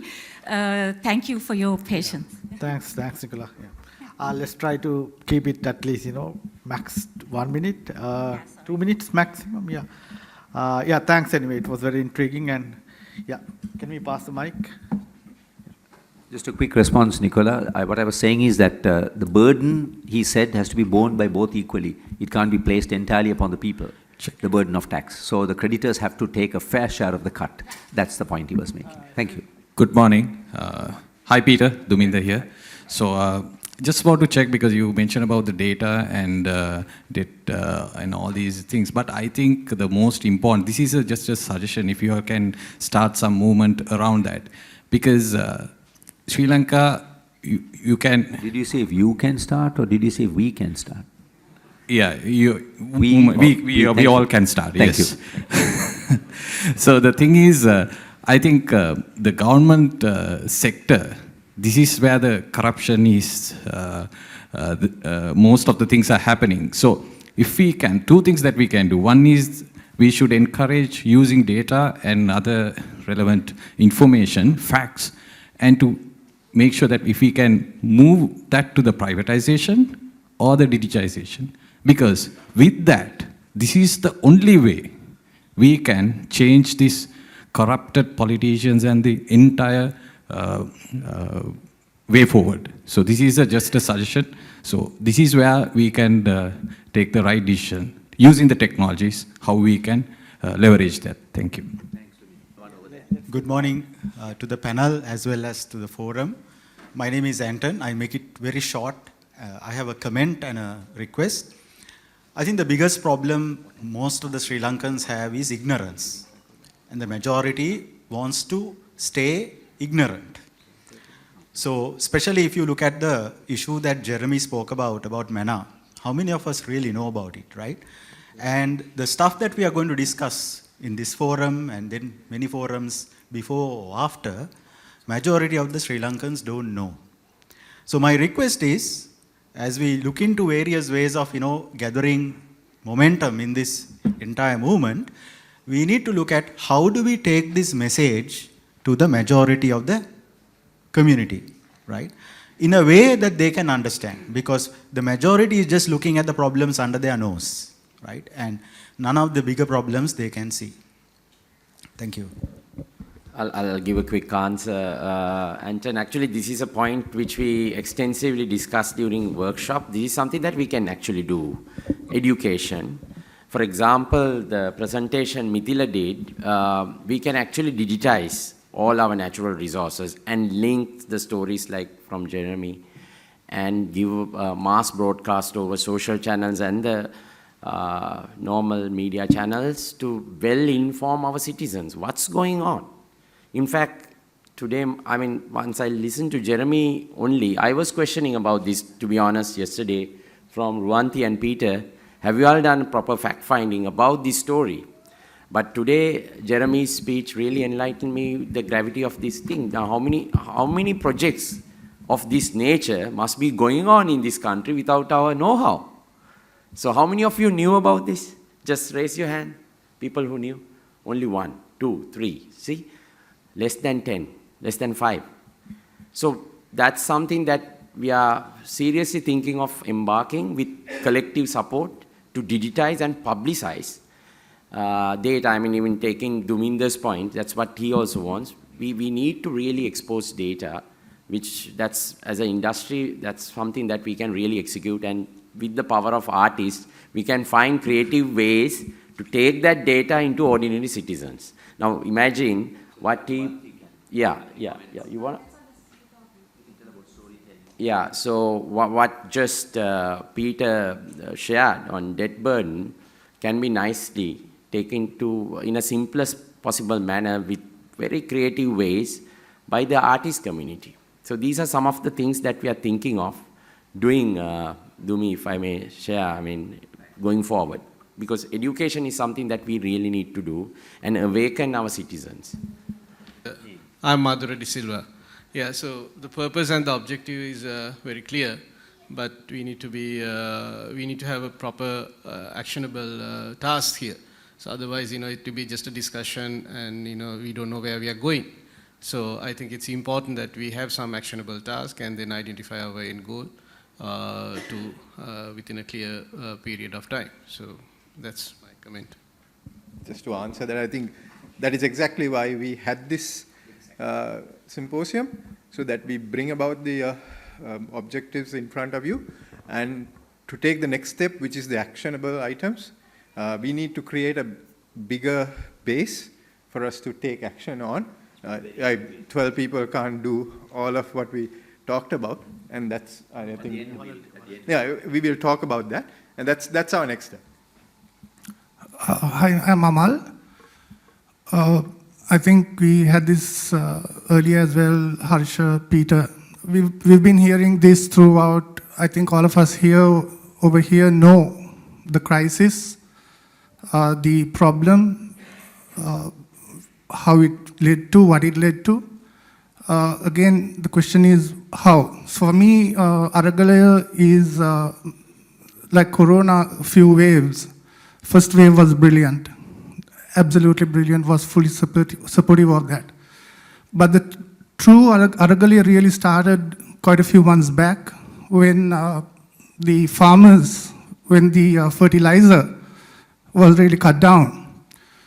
Was it a good decision? Was it a bad decision? Were the artists there? Were the IT professionals there? Were the other professionals there? No. We saw day in, day out so many farmers, almost 70% of the population of this country suffering. There was no Aragalaya then. That was when the Aragalaya started. Was there an alternative? Yeah, there were alternatives. I was personally involved in a project trying to look at alternatives, trying to create alternatives, right, for fertilizer. But the problem was then the government wasn't listening to us. Yeah, that is the case, and that is all what we're saying right now as well. But then we went to the private sector. Look, there is a business case here. Is anybody willing to invest? Take this. We'll make our own fertilizer. We got the poultry industry together. There's enough capacity in this country, and I say it responsibility to produce fertilizer over here. The problem, the mistake the government really did was they didn't have a transition plan, right?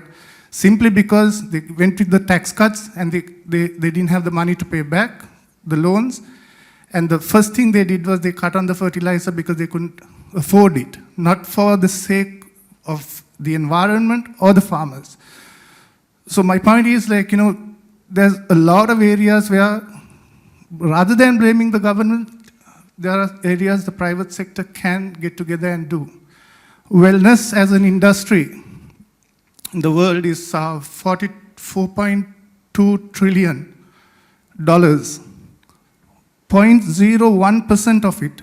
Sri Lanka as we are a biodiversity hotspot. 22 out of 36, right? Tremendous capacity to cater to this wellness sector. 0.1% will make $4.2 billion. And it's not going to take too long because we are very well set in every form. Let's look at something like that, right? That's my request. And my first request is we need to very seriously address Jeremy's issue. Now we see something really, really important that needs to be addressed. If all can, help Jeremy out in this, we'll all be there. And thank you very much. Thanks, Amal. Thanks. Yeah. Thanks, Peter. For those who don't know me, this is Yasit. So we have a lot of industry bodies in the country. I'm not going to single out names, but let's say professional and industry bodies, CS Sri Lanka, SLASCOM, FITIs, I mean, some of them are relevant to us as well as IT people over here. I see a few known faces here. So I'm not singling anyone out. I think the industry bodies, the professional bodies, they do a lot of good work. But other than, let's say, going behind certain restrictions to be relaxed or certain tax changes to be done, which I know they're done in the interest of the professionals they represent, and they have to, in certain instances, you have to do that. I'm just leaving them aside. But as industry bodies, do you guys think we are really driving systemic change? And in our thinking or what we do a lot of panel events and this and that, but as some of the established bodies, do you think we do enough? Are we driving enough systemic change? And if not, how do you think we can change? Personally, I don't think we do it enough.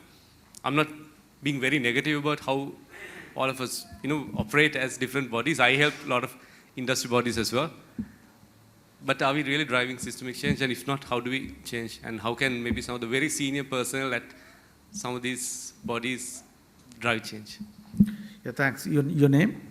Yasit. Yasit, yeah. Yeah, definitely. I'm with you, and I think that's why we are here, right? There's not enough things happening. There are a lot of industry bodies, so that's why we are here. So let's try to form that sort of a group who are like-minded people, like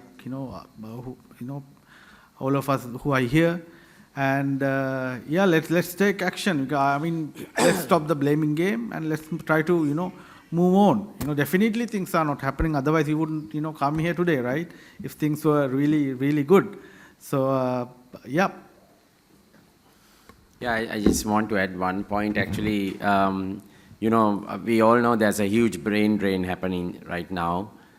I was really concerned about it, and I wanted to find out what is the kind of numbers around this. Not only IT, across all the sectors.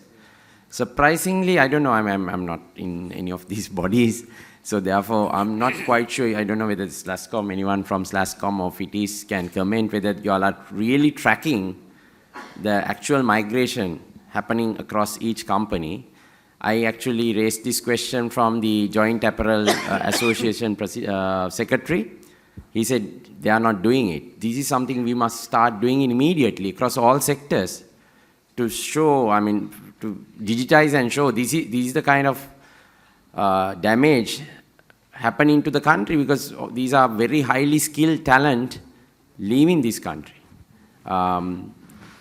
I'm pretty sure everybody is aware of this. So this is something that we really need to act very fast. At least start capturing the numbers.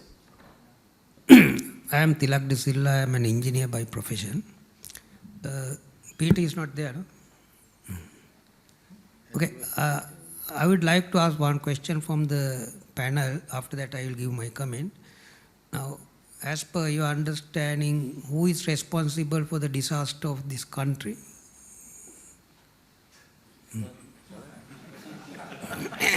I can say not me. Well, see, I think every one of us, whether we like it or not, we are part of this problem directly or indirectly, right? So that's why I say, we can do the blame game, it'll never end. Right? We have to take action. That's why we are here. Yeah? Yeah, okay. But most of the time we heard that the politicians are the most responsible person for this one. But I personally do not agree for that one completely, because for instance, if you want to award the tender, there is a technical evaluation committee. They have to recommend that one. Then the tender board is there. They have to approve that one. Then only it can be awarded. Who will do these things? These are done by the professionals. So therefore, not only the politicians, professionals are 60% responsible for this one, as per my gauging. So therefore, we have to have some kind of solution for that one, not to always pinpoint the politicians. I heard in the USA there is an act that all organizations, heads, and the boards are accountable for the progress of those organizations. Otherwise, they have very bad consequences. I think that kind of act should come here. Otherwise, the government has appointed many institutions for look after everything. So these institutions are headed by the professionals. And I think they don't do their job. For instance, the ilmenite matter or the mana matter, that's the professionals should give. They have to come up with very good proposals. So I think we have to address that part, and also legally also we should try to bind them to do their duty. Thank you. I mean, it's a very valid question. As professionals, you're absolutely right, especially if you are in the government sector, not even the government, even sometimes the private sector. I mean, corruption is all over the place, we know that, right? It's not only in the private sector, it's in the public sector, it's also in the private sector. So yes, these, I mean, see, that's the things, right? So we need to form sort of a, I mean, this sort of a coalition and, make it, I mean, we have to move from there, right? So we have to start somewhere. We know the problem is there. It's widespread, it's all over. But yeah, let's start somewhere and move on, right? Yeah. Actually, we don't have answers for all the questions. Why we got together is to see at least we can come together and start somewhere. And one of the things we can really do is, since we are all coming from the industry, is education and digitize most of the things, which can lead to making impact. Because today, like I earlier said, we don't know about these incidents, I mean, which is happening. And if there's a place for people to report and to do fact find and properly digitize and publicize, then this will be talked widely by a larger population, even in the parliaments, and the media will carry out. So that is something I strongly believe we can act on. And even what you just said, Tilak, to bring some of these things and like good ideas, then people are pressurized to take act on it. I learned a lot. I had a few points to make, so I'm going to apologize in advance because it's going to take a bit of time to convey this. It's not just a quick question. So one of the things that I think we have to... Sorry, Jamal. I mean, make it really, really short because we are already, that's up on okay. the time. Please make it. I'll speak very fast. So one of the things that we need to address is that we are in a sinking ship. It's very clear that we are in a sinking ship. And there's two parts here. One is we're going underwater. And a lot of the things that we're talking about here are things that we can do right now, which is to take the water out. Meaning we are trying to stem the problem. We're addressing the symptoms. But the root cause is we're still having leaks here, and we have people in power stabbing holes into the ship that's already sinking. And I think that's something we need to address. Like the Aragalaya, it gave us hope to some extent. That hope got destroyed a bit, but that we were trying to make some sort of systematic change. And one of the gentlemen here already talked about that. We need to make systematic change. What's not clear right now is how do we make that systematic change, because right now it feels very helpless. All of what we talked about in the presentations today, yes, it was giving information, but I think one of the things that we need to also do, and I really liked when the first speaker talked about sovereignty, is to charge the people. And right now there is no hope, and that's one of the reasons why we have a lot of brain drain. People can, if we have hope that there is going to be a future, we can stay. We can fight it out. Right now there is no hope because we feel we don't have control. We don't have control because we have no say in what's going on in the government, in these places of power. There's a few things that I just want to quickly say as some ideas that we as IT professionals can maybe think about. One of them was about, we need to also think about the long term, because yes, politicians are not the only ones to blame, but they are a large part of that. How do we address that? 2024 is our next opportunity to make a systematic change at that level. How do we spread awareness about what these politicians have done? Like, we don't have political awareness here. Well, how do we make it so every single individual in this country knows these people who are stepping up for power, what have they done for the country before? That's something IT professionals can help with, making either in a portal, gathering data, making it easy to spread around. Another thing that we can address is corruption, and corruption as IT professionals, one thing we can do is related to systems. I don't know how we're going to put this as systems in place, because it has to be systems in the government. But when you have automated systems in place in order to do stuff, you remove the human aspect of this. And there's less opportunity for people to for corruption to go on. Just some ideas, but I think I would like it if the panel has pulled some hope out of them and maybe can actually share their hope with the community, because I think it's important for us to feel that sense of hope. Because if not, like one of the speakers said, we may not see a lot of the people who attended this in a year's time. Thank you. It may be best to focus on one or two very significantly impactful areas and focus your attention. Also, to the lady who spoke about diversity, I think it's important to respect that, whatever community we belong to offer that.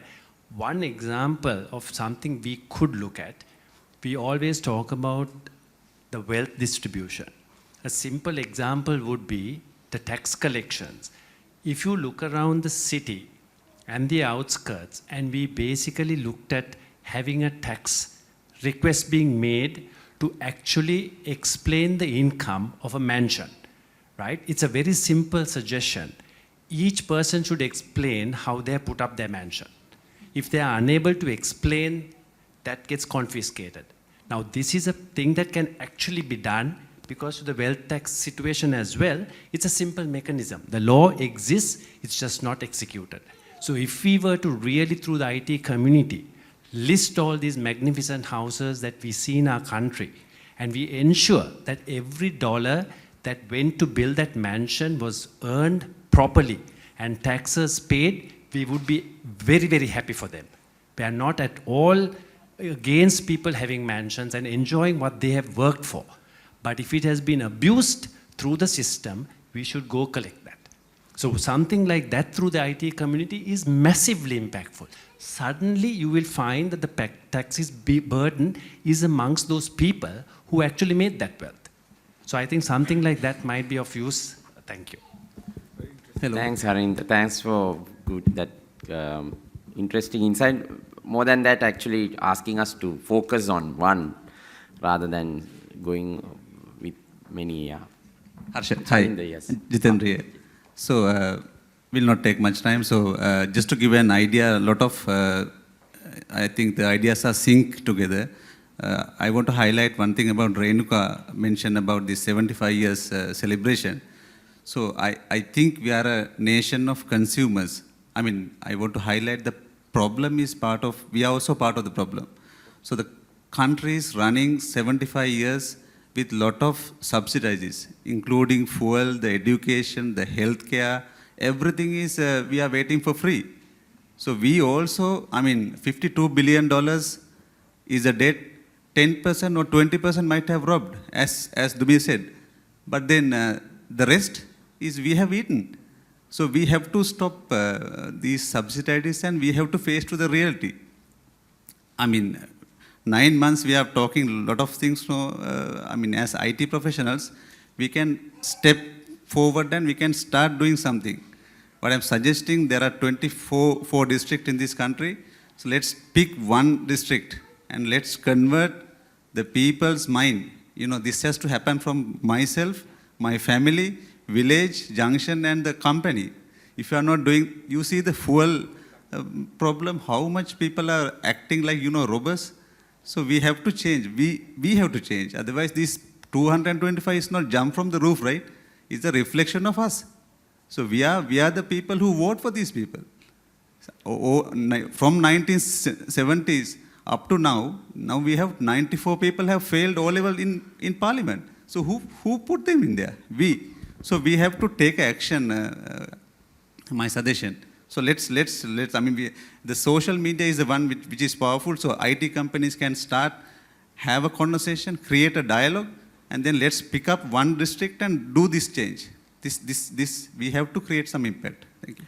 Thank you. Thank you. Shailendra, probably yours going to be the last. Oh, okay. So maybe two more. Yeah, Vahanti. All right, thank you. First of all, thank you to you and the 12 people who kind of put this thing together and for inviting all of us. There was a question, so sorry, Peter, name is Shailendra.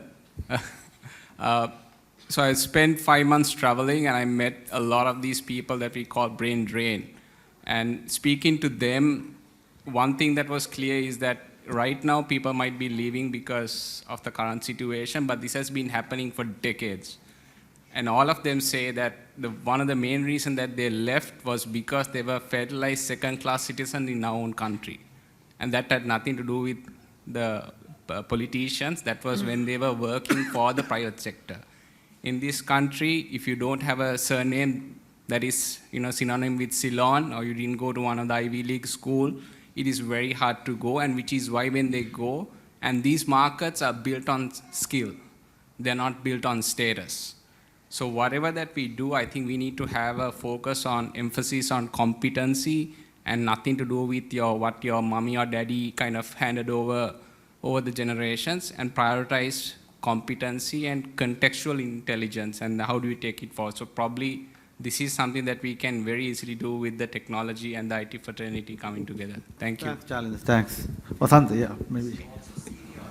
Yeah. I'm Vasant Deshapre. I was thinking when Harsha said that when Ranil Wickremesinghe took power and all the hopes and dreams of Argalaya went for 6. And I was thinking what would have happened if he didn't come forward, then what would be the situation in Sri Lanka right now? So this brought me to a fundamental question. It is good to empower and enable people to make the right choice and making everything transparent, available data and information available, and so on. However, there's a very serious fundamental problem to this is that we have, whatever we do, we have a digital choice to be made, right?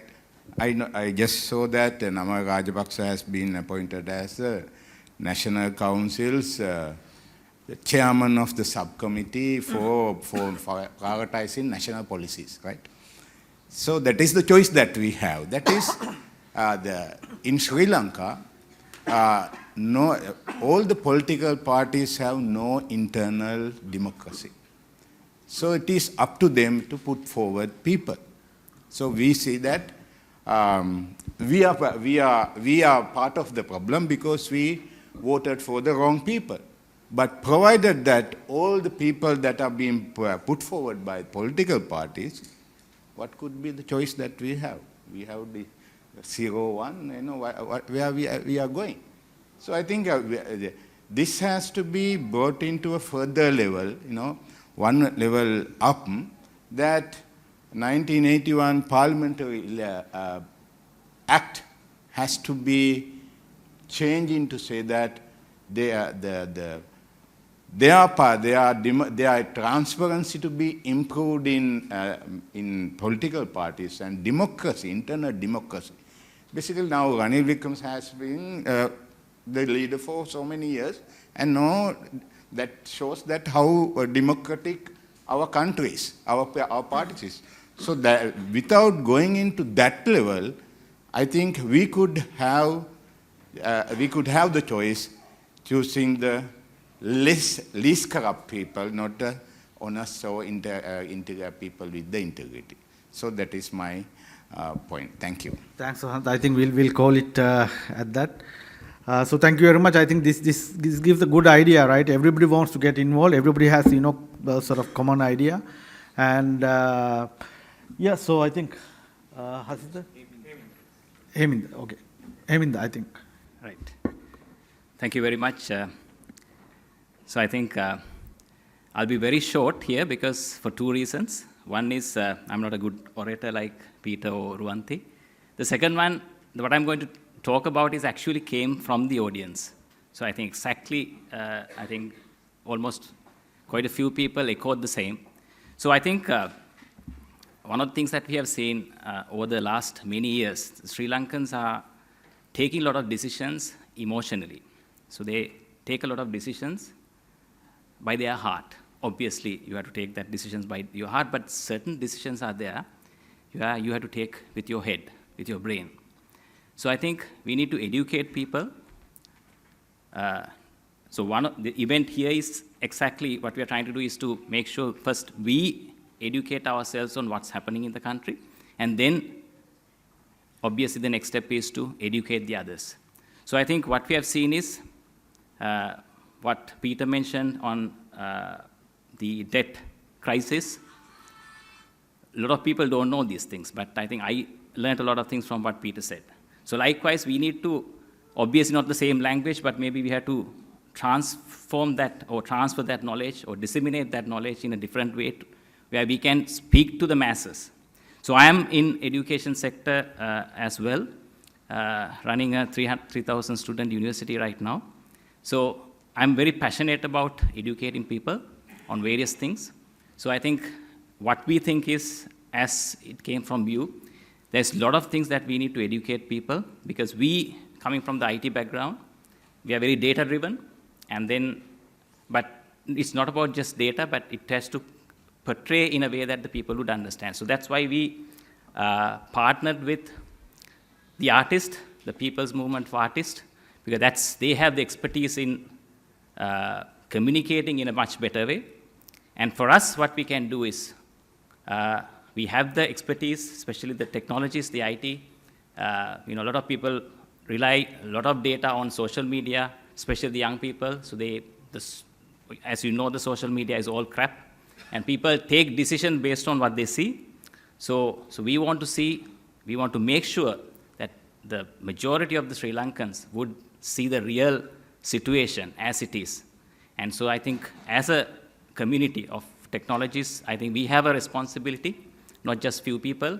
So I think what we want to see is that we want to create that movement where the real data is being sent to the people, so then they will take a decision.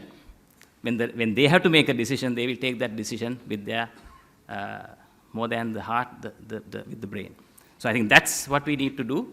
I'll be very short, but the message, I think, what we want to mention, so I think we can't do it on 12 of us. We need more people support for that. So that's one of the key things that we are trying to do, to promote and, of course, envisage a better Sri Lanka for all of us. Thank you very much. Good morning, and thank you very much for enduring 2 hours of us rambling. I'll try to keep it to 5 minutes. And I want to take 5 minutes to tell you about how I ended up on this podium and why your mere presence here will have a much bigger impact than you think, and it will be the first step towards all the actions that we are talking about. So there are some of you that who already know me from the past, and you know that I have never ever been a political or a socially conscious person until very recently. I was never a person who would stand in front of a place like this and talk about anything except tech. And I was certainly never ever, would ever be seen in any kind of public agitation or protest. So I was a guy who was concerned about my own career, my family, my interest. Mostly the closest I will ever get to politics is international politics. I care about the free market, I care about law and order, constitutionalism. So what is a guy like that doing here? Let me tell you. So this started early this year when I realized that many of the best engineers that I wanted to hire, I'm an engineering manager, by the way. Can you hear me now? That is so much better, right? Okay. So I was saying I'm an engineering manager by profession. So a lot of the people that I wanted to hire this year, I noticed that they had already migrated or in the process of migrating. And I have about 50 engineers here in Sri Lanka, and many of them, I'm sure, are contemplating migrating. And what happens to us, I'm an engineering manager, I'm out of a job if there are no engineers to manage, right? And many of you are business owners, many of you are managers. If the people who have the skills to deliver the outcome are not there, what are we? We are nothing. So I thought the first step, the whole reason I got into this movement in the first place is I wanted to create a country in which our best and brightest will want to stay, build a career, build a home, buy a car, raise a family, and do all those things. Otherwise, they won't stay here. So that's how I ended up here. And halfway through the process, I learned something much bigger that I never thought that I would learn, which is funny because I'm into agile software engineering development. This is something that agile software engineering actually says. And if you would permit me, I'll take 2 minutes to tell you a story. It's called an allegory. It's a story that expresses an idea. So imagine there was a village, right? And one day, this giant boulder rolls down from a hill nearby and blocks the stream that supplies water to the village, right? Now, big problem. People don't have water to drink, they can't water their crops, and now they have to queue up with water containers to go to where the stream used to be, bring water back. Everybody agrees that this boulder has to be moved, right? But the problem is this. One group of people says, hey guys, we can go and push this. Another group of people says, no, we have done the math, this is 2,000 tons, we can't move it by manpower. We need to build tech guys. We need a system. So they draw up an elaborate mechanism of gears and levers, and they say, put it out on the village square and say, let's build it. Everybody says, Shah, that's a great idea, Machang, but nobody comes. And then people try to go with the calendar saying, can you come on Monday, can you come on Tuesday? Never can get enough people. Meanwhile, another group of people are like, see, we can't get people together, we need a great leader. We need like a village chieftain or a mayor to come and solve this for us, let's do that. So all these people are now fighting over the minutiae of what the actions are, even though they all agree the whole idea is to move the boulder, right? Meanwhile, one guy goes and starts pushing the boulder. Does the boulder move? No. And everybody laughs at him. This is kind of like the way we laughed at the beginning of the year. Those 12 people in Kohuwala Junction holding cardboard boards, thinking, what are they doing? How are they going to change the course of a country, right? But then a few very smart people realize this guy is not trying to push the boulder. He's making a statement. So these smart people decide, okay, we are going to amplify this statement. They go and do the same thing. Then what happens is, those people have friends and acquaintances who trust them. They think, these people are smart. They won't get behind something unless they think it's a viable strategy. So they will go and support that. Now there may be dozen, 2 dozen people. They push, and one day, the boulder moves like a fraction of an inch, and they can feel it in their fingers. And they quickly go back and home and tell everybody, holy crap, if we can do that, imagine what like a couple of hundred people can do. So the people who trust them come in, but the 90% of villagers who are in the follower mode don't. These guys go there, push, and the boulder tilts. It tilts enough so that you can see it from the village. Now that opens the floodgates, not the floodgates, the stream, but floodgates of people that creates a wave, because most followers, they want to see somebody take the lead and show a small result, and that's how people come. So they come in, topple the boulder, stream is restored, everybody is happy, right? Now why am I saying this? One reason is that a lot of people asked, why aren't we talking about the actions we can take? I am saying all the actions that you mentioned are valid. Problem is not that, and I think Peter, Harsha can all attest to this. We have been at this for about 6 months now. Problem is not the actual thing that we need to do. The problem is unifying, putting aside our differences, and it can be a subset of things that we can get agree on. Other parts you can set aside. If you get everybody together, you can do it. That's why I said your mere presence is enough, because if you can get involved in a little way, each one of you can be that one guy who pushes the boulder. So that's what I wanted to say. Thank you.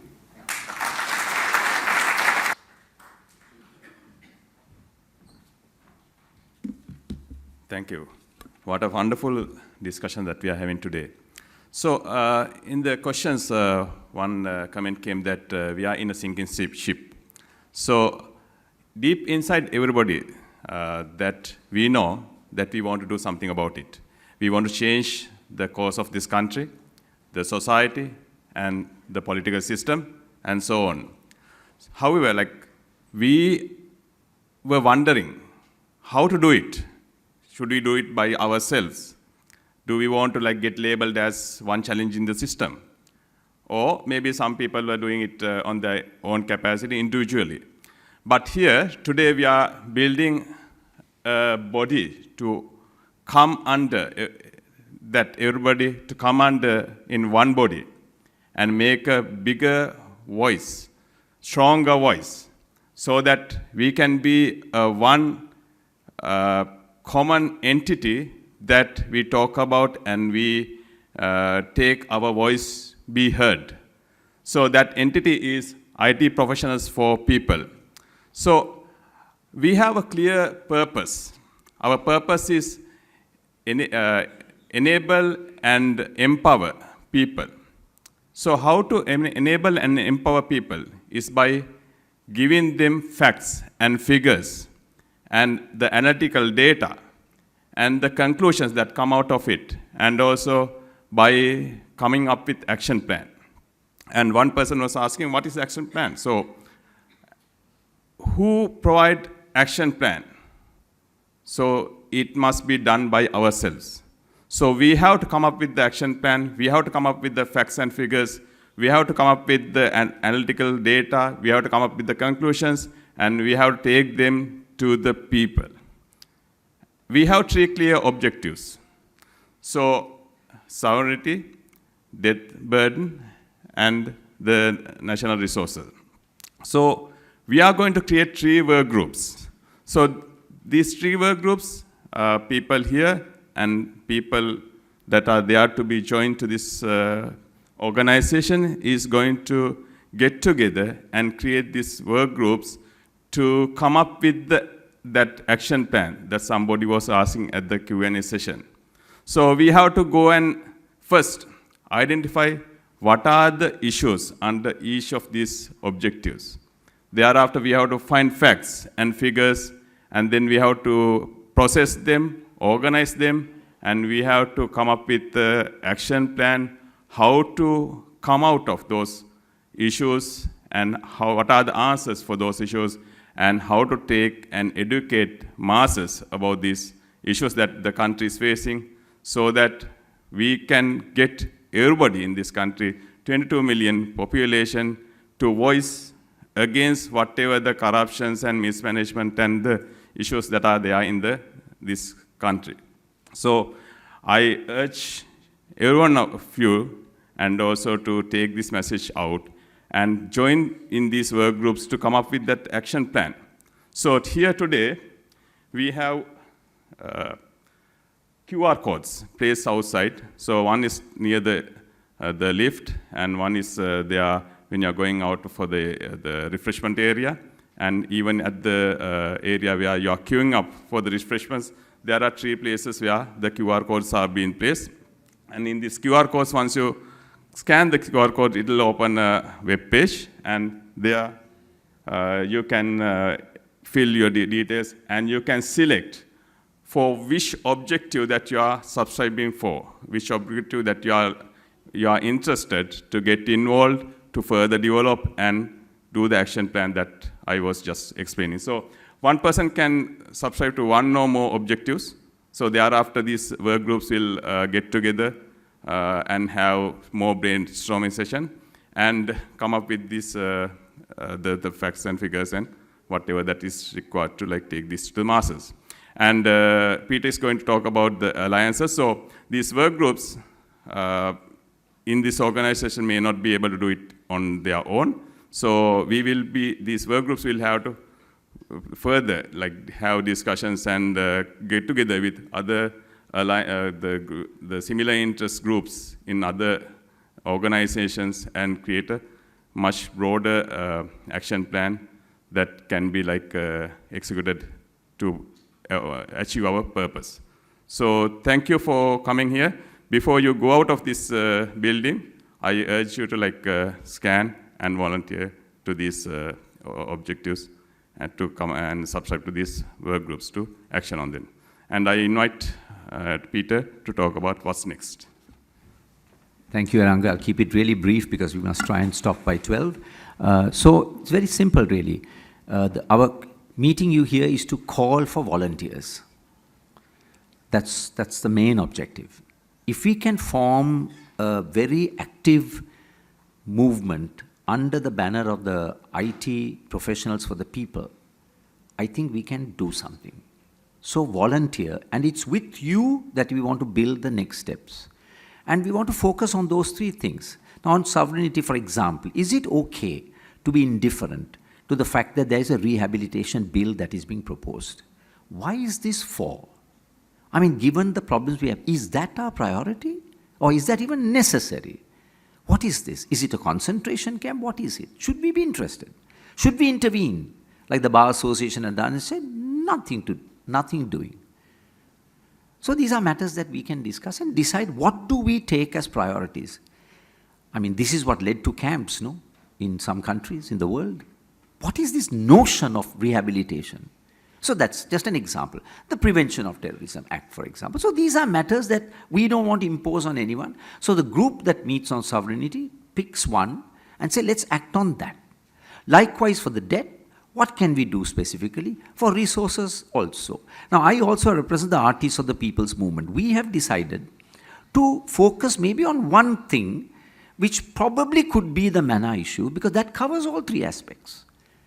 It talks about our resources, it talks about resources that can be leveraged, it talks about destruction to our environment. We also am wondering whether to take on the fisheries matter. This Indian deep sea, I met the fisher folk in Karanagar last week. I met the leader who, as a group of people, they went to 4 negotiations. He's a Tamil-speaking man. Just before he spoke to me, he conducted an auction of fish that's bought. It's a beautiful sight to see. That community, the fisher folk bring, there's an auction, people buy the fish and they're off. In 1 hour, they're gone. And they sustain that community. He has gone for 4 auctions.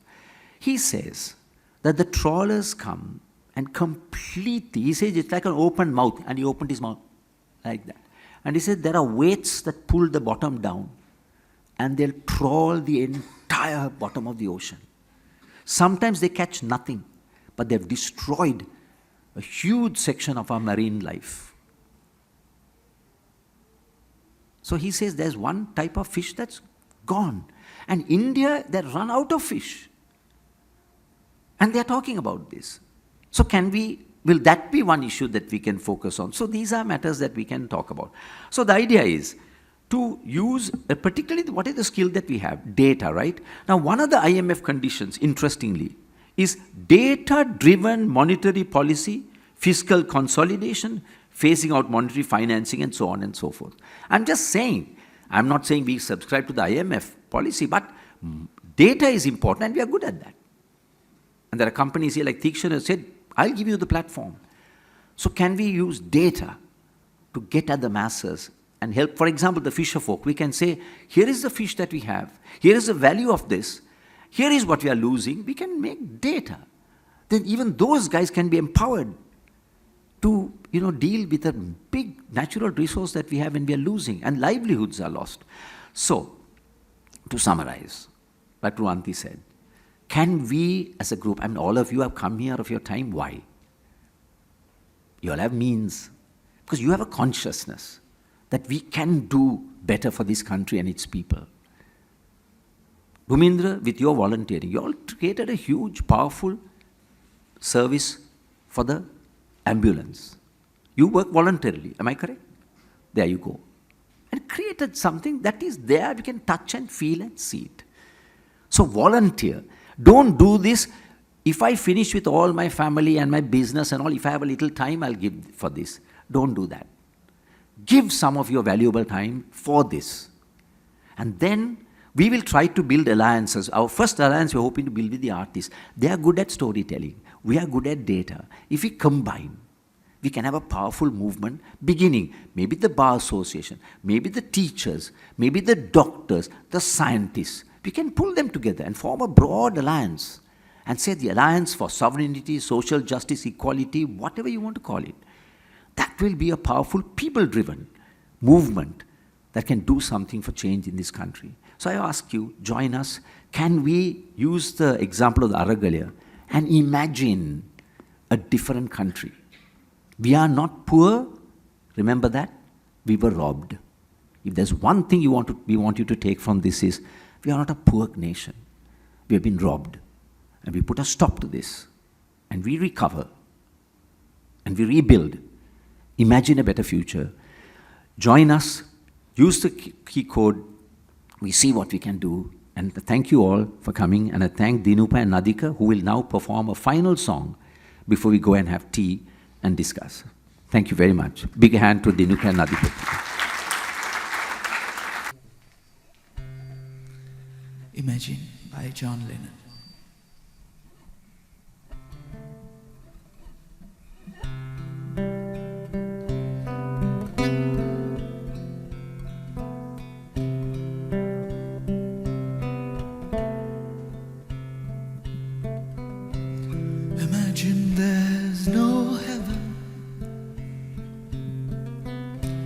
It's easy if you try. No hell below us, above us only sky. Imagine all the people living for today. Imagine there's no countries. It isn't hard to do. Nothing to kill or die for, and no religion too. Imagine all the people living life in peace. You may say I'm a dreamer, but I'm not the only one. I hope someday you'll join us, and the world will be as one.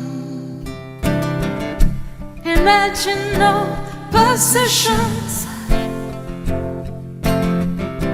I wonder if you can. No need for greed or hunger, A brotherhood of man. imagine all the people sharing all the world. You may say I'm a dreamer, but I'm not the only one. I hope someday you'll join us, and the world will live as one. You may say I'm a dreamer, but I'm not the only one. I hope someday you'll join us, and the world will be as one. Oh, you may say I'm a dreamer, but I'm not the only one. I hope someday you'll join us, and the world will live as one.